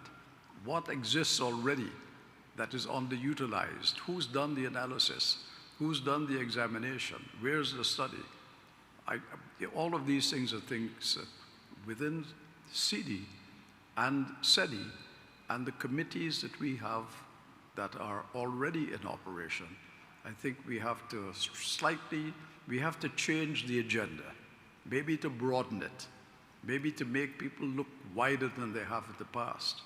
But I know we are at a time in the world when innovation is absolutely necessary for us to beat the challenges we've faced. And incidentally, in all that we have said today, nobody has mentioned climate change.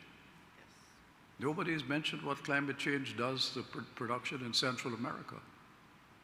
Nobody has mentioned what climate change is doing to migration. But all of these are issues that we will have to face in time. I want to thank you, the panelists, for joining us today.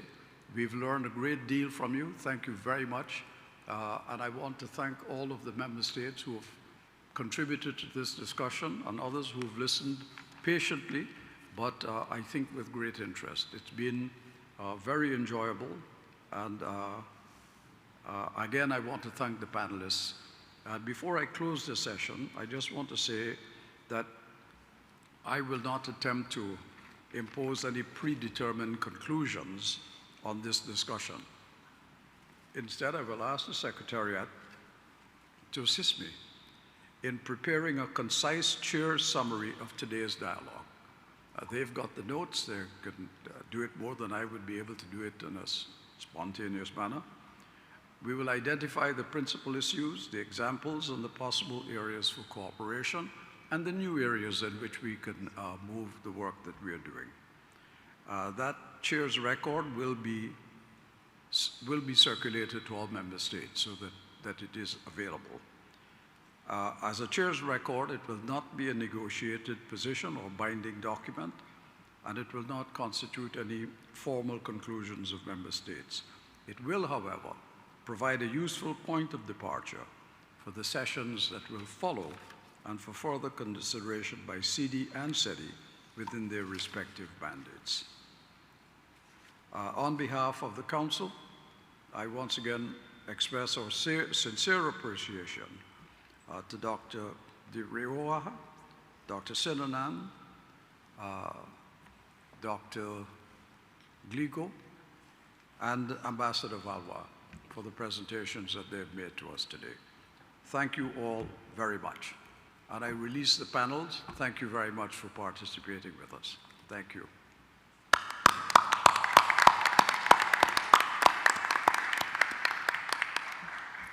Now, if I may, I'd like to turn to item 4 of the agenda. This is the ordinary work of CIDI, of this meeting. And we turn to the installation of the permanent committees of the Inter-American Council for Integral Development. Under Article 9 of the Rules of Procedure, the chair of CIDI is responsible for installing the committees of the Council. Article 55 establishes the following 3 permanent committees. A, the Committee on Partnership and Development Policies. B, the Committee on Program Budget and Evaluation. And C, the Committee on Migration Issues. The functions of these committees are set out in Articles 56, 57, and 58 of the Rules of Procedure. Under Article 56, the Committee on Partnership for Development Policies is responsible for helping shape and oversee the Council's strategic and cooperation agenda. Its functions include preparing draft strategic plans and inter-American programs at the request of CIDI, monitoring their substantive implementation, promoting coherence between cooperation policies and the activities undertaken by CEDI and other areas of the General Secretariat, preparing the annual calendar of meetings held within the framework of CIDI, and reviewing relevant work plans, progress reports, and reports of the Inter-American Agency for Cooperation and Development. I consider this committee to be extremely important and its work to be very valuable to the work of CIDI as a whole. Under Article 57, the Committee on Program Budget and Evaluation is responsible for examining the financial and programmatic dimensions of Partnership for Development activities. Its functions include reviewing budget execution and monitoring results, impact, and sustainability, identifying possible arrangements, procedures, and sources of financing for programs approved by member states, and making recommendations to CIDI on matters in the organization's program budget related to Partnership for Development. Under Article 58, the Committee on Migration Issues serves as the organization's principal forum on migration. Its mandate is to promote a comprehensive, balanced, technical, and gender-responsive approach to migration, facilitate dialogue, cooperation, and the exchange of experiences and good practices, implement and monitor migration mandates entrusted to it by the General Assembly or CIDI, and strengthen coordination with international organizations and sub-regional consultative processes working in this field. These committees should not become additional forums in which development challenges are merely described. Instead, they should serve as working instruments of the Council, helping member states to shape policy, to examine implementation and resources, and to translate mandates into practical cooperation. Accordingly, pursuant to Article 9 and Articles 55 through 58 of the Rules of Procedure, I hereby declare installed the Committee on Partnership for Development Policies, the Committee on Program Budget and Evaluation, and the Committee on Migration Issues. Item 5. the election of the chairperson of the Committee on Partnership for Development Policies. Article 59 of the Rules of Procedure provides that the chairs of the prominent committees shall be elected each year at the first regular meeting of CIDI following the regular session of the OAS General Assembly. They shall remain in office for 1 year or until their successors are elected. I want to tell you that I regard that as important. 6 months is not enough time to get a job done. Sitting here, I know that the 6 months I have is fine, but it is not long enough to put a program through. So I am pleased that in this case, the chairmanship of this committee is for a year, because it will need that time in order to fulfill the mandate. Article 60 establishes the procedure governing nominations and elections. In particular, paragraph A provides that candidates may be nominated in writing in advance of this meeting, or orally or in writing during the meeting. Now, pursuant to that provision, the Permanent Mission of Paraguay formally submitted in writing the candidacy of Mr. Ignacio Cazaña Portilla, First Secretary and alternate representative of Paraguay, for the chairmanship of the Committee on Partnership for Development Policies. The nomination is contained in document CD/INF.725/26. Now, I open the floor for the nomination and seconding of this position. And El Salvador has the floor. Muchas gracias, señor presidente.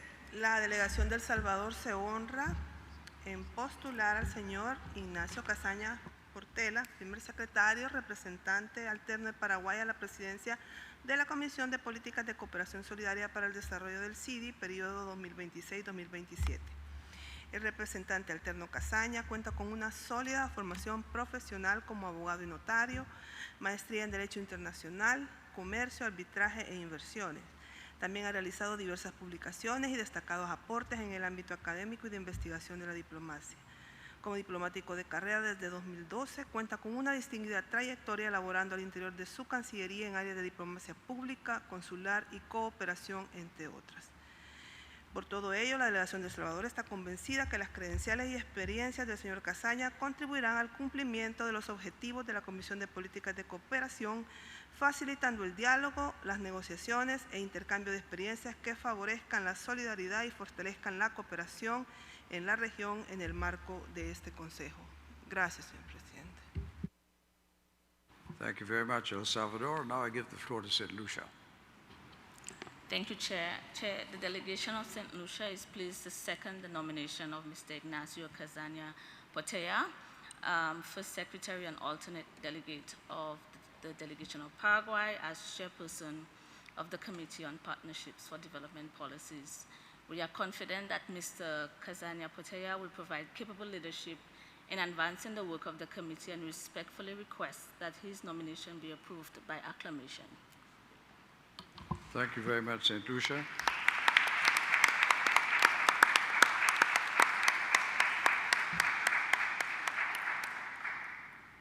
There being acclamation, which is what I just took that round of applause to mean, Mr. Ignacio Cazaña Portella is hereby elected by acclamation as chairperson of the Committee on Partnership for Development.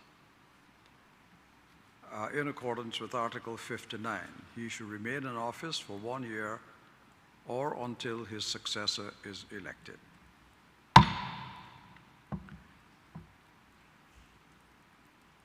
I congratulate Mr.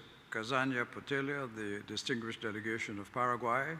The committee has an important responsibility to help ensure that the Council's development mandates are translated into coherent policies, focused priorities, and practical cooperation.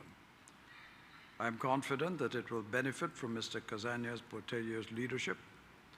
Article 60D provides that each permanent committee shall elect one or more vice chairs as it considers appropriate. Paragraph E further provides that this election should take place, if possible, at the committee's first meeting. I therefore invite the newly elected chairperson to convene the committee at the earliest practical opportunity so that it may elect its vice chair or vice chairs and organize its work.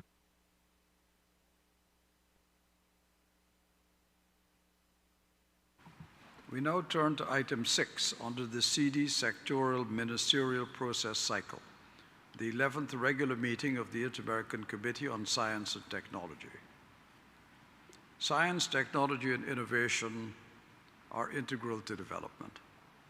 They affect productivity, education, and workforce capacity, digital infrastructure, the competitiveness of enterprise, and the ability of our economies to use artificial intelligence or automation in ways that serve the public purpose. The draft resolution concerning the 11th regular meeting has been distributed as document CD/doc 490/26. I now invite Mr. Cesar Parga, the Chief of Section of Competitiveness, Innovation and Technology in the Department of Economic Development, to introduce the draft resolution. Thank you, Mr. Chair. We appreciate the opportunity to be before this committee today. We'll refer to the draft resolution in document CIDI, document 490/26, as you indicated. And first, we have a presentation, but we know that time is of essence at this moment of the date, so we'll share this presentation with delegations. It has a summary of the background results and some of the elements of the convocation of the meeting, just to illustrate the cycle of the ministerial process in science and technology.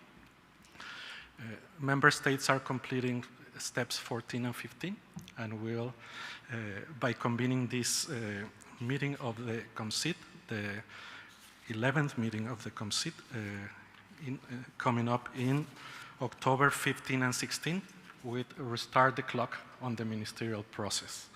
So for the process itself, just reminding that the objective established in December 2024 was to work on an agenda for the development, deployment of AI and governance of AI for the Americas. There's collaboration among member states on development and good practices on AI frameworks, the dialogue with the private sector and strategic partners in very concrete spaces, as well as developing technical competencies and capacity building on AI for government officials and policymakers, for AI literacy in general, as well as developing skills at different levels, expertise, and general awareness of AI. This effort has been carried out to working groups, and we won't go into all the details, but just to thank all the member states that have collaborated with over 25 good practices and participation in some of the training and certification activities. Participants from member states and their AI authorities, as well as private sector and other leaders from research centers, have been providing information, as well as there are documents that are being prepared right now and will be shared with member states on good practices for AI's prosperity, levels of adoption, enablers, policies, and pathways, as well as for deployment of AI in subnational governments. Some of the other activities that have been implemented and that provide guidance for the convocation of this meeting are the capacity building implemented that have been reaching up to 100 senior officials from 19 countries that have been trained and certified on AI fundamentals, and an upcoming program in English. These were the Spanish version, and there will be an English version. But the important thing is to recognize the effort of member states that have been providing this commitment to participate and develop this expertise. This project has been implemented with the support of the government of the United States. In terms of the objectives of the meeting, and this is the important part to share with you, the 11th meeting of the COMCIT will focus on a few objectives related to the guidelines of the ministerial cycle of the OAS. One is to evaluate progress on the implementation of mandates and commitments so far in the months that have been part of this process, as well as compiling inputs and different collaborations across the science and technology spectrum, including elements that other international organizations, private sector, civil society can provide. And these elements, based on the good practices and expertise that member states can advance, will provide inputs and guidance to the Secretariat for drafting a white paper, which is a next step for the process as well. And there's an opportunity to provide comments from member states on what needs to be considered for the priorities that were part of the work plan that's under implementation. Finally, the other objective of the meeting is to receive formal announcements and interest for hosting the next meeting, which is scheduled for the end of 2027.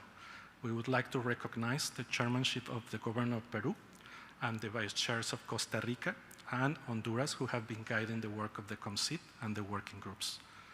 Finally, some of the topics for consideration that will be shared with member states. This is a result of the exchange of ideas and good practices that were identified by member states in the ministerial declaration and the action plan adopted in 2024, as well as the 8 meetings of the working groups that have been developed so far. The topics for member states' consideration are artificial intelligence for prosperity in the Americas, the enabling factors for the deployment and trusted adoption of artificial intelligence in the region, and AI literacy and skills development. I think this has been mentioned a few times today, as well as the strategic sectors and value chains for innovation, entrepreneurship, and digital trade. The institutional and policy frameworks for AI. I think countries have been very generous in sharing what they're doing and how they're doing this in terms of institutions, and also guidelines to work with the private sector, but also engage different sectors of the economy and the institutions across government at the national level and subnational level.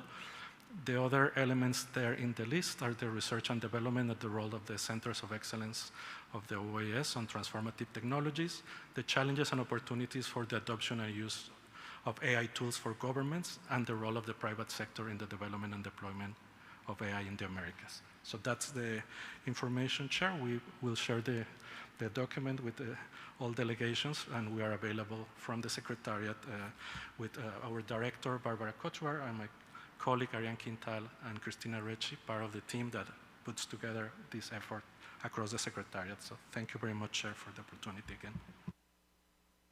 I thank the Secretariat for that presentation. I now open the floor for observations on the draft resolution contained in the document CD/doc 490/26.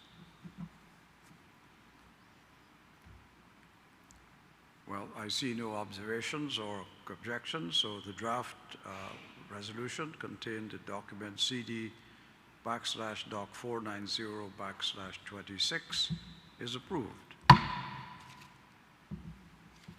Now, the Council looks forward to the successful preparation of the 11th regular meeting and to results that connect science, technology, and innovation more directly to the development priorities of member states. Now, I know it's been a long morning, and we have now come to item 7, other business, and I invite any delegation that has any important matter that it wishes to bring to the attention of Council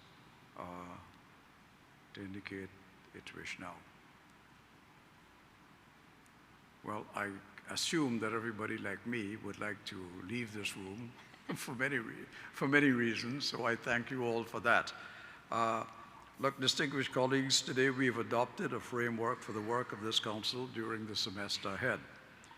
We've also heard directly from those who confront the practical obstacles to investment, enterprise, development, and decent employment. But the importance of this meeting will not be determined by just what we have said here today, though what we have said here today is important. It will be determined by what we do as follow-up, and I think all of you have spoken to that. We want to see practical results. We want to see movement, not just talk. Development is not an abstract subject, we know that. It's a young person acquiring the skills to earn a decent living. It's a small enterprise gaining access to finance and markets. It's a community that's better able to withstand a natural disaster. It's a country, regardless of its size, having a fair opportunity to convert its resources and the abilities of its people into lasting prosperity. Now, that is why this Council matters. No member state can overcome every obstacle alone. Some believe they do, but I think history has pointed to us that even large empires crumble. And when they crumble, they tend to crumble exceedingly small. That's the title of a book I wrote, incidentally, for those of you who still may wish to go and have a look at it, years ago. But in any event, the point I'm making is that small and medium-sized states know especially well that no state can survive and overcome every obstacle alone.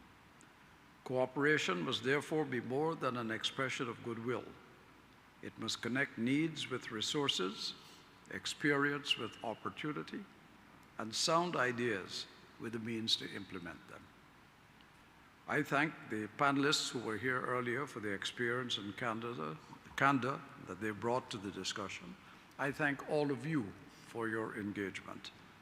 I also thank Ambassador Valois, the Secretary of CIDI, and the team of the Executive Secretariat for Integral Development for their work in preparing this meeting and for the responsibilities they will carry in the months ahead. At the end of this semester, our success should not be measured by the number of meetings we have held or documents we have produced, though I have to warn that those informal meetings will become necessary if we are to move the agenda forward. It should be measured by whether we have initiated useful cooperation, built effective partnerships, and brought practical opportunities closer to the peoples of our member states. The Inter-American system will retain the confidence of its peoples only if it demonstrates that multilateral cooperation can improve their lives. If not, everybody will withdraw back into the narrow confines of nationalism, and multilateralism will lose its meaning. And so too, I suspect, will nationalism at the end of the day, because we have already said no nation could overcome all the obstacles by itself. Now, the Inter-American system will retain the confidence of its people, as I said, only if it demonstrates that multilateral cooperation can improve their lives. CIDI has a responsibility to help prove that it can, and that is the work we've begun today. There being no further business, this meeting of the Inter-American Council for Integral Development is adjourned. Thank you all very much.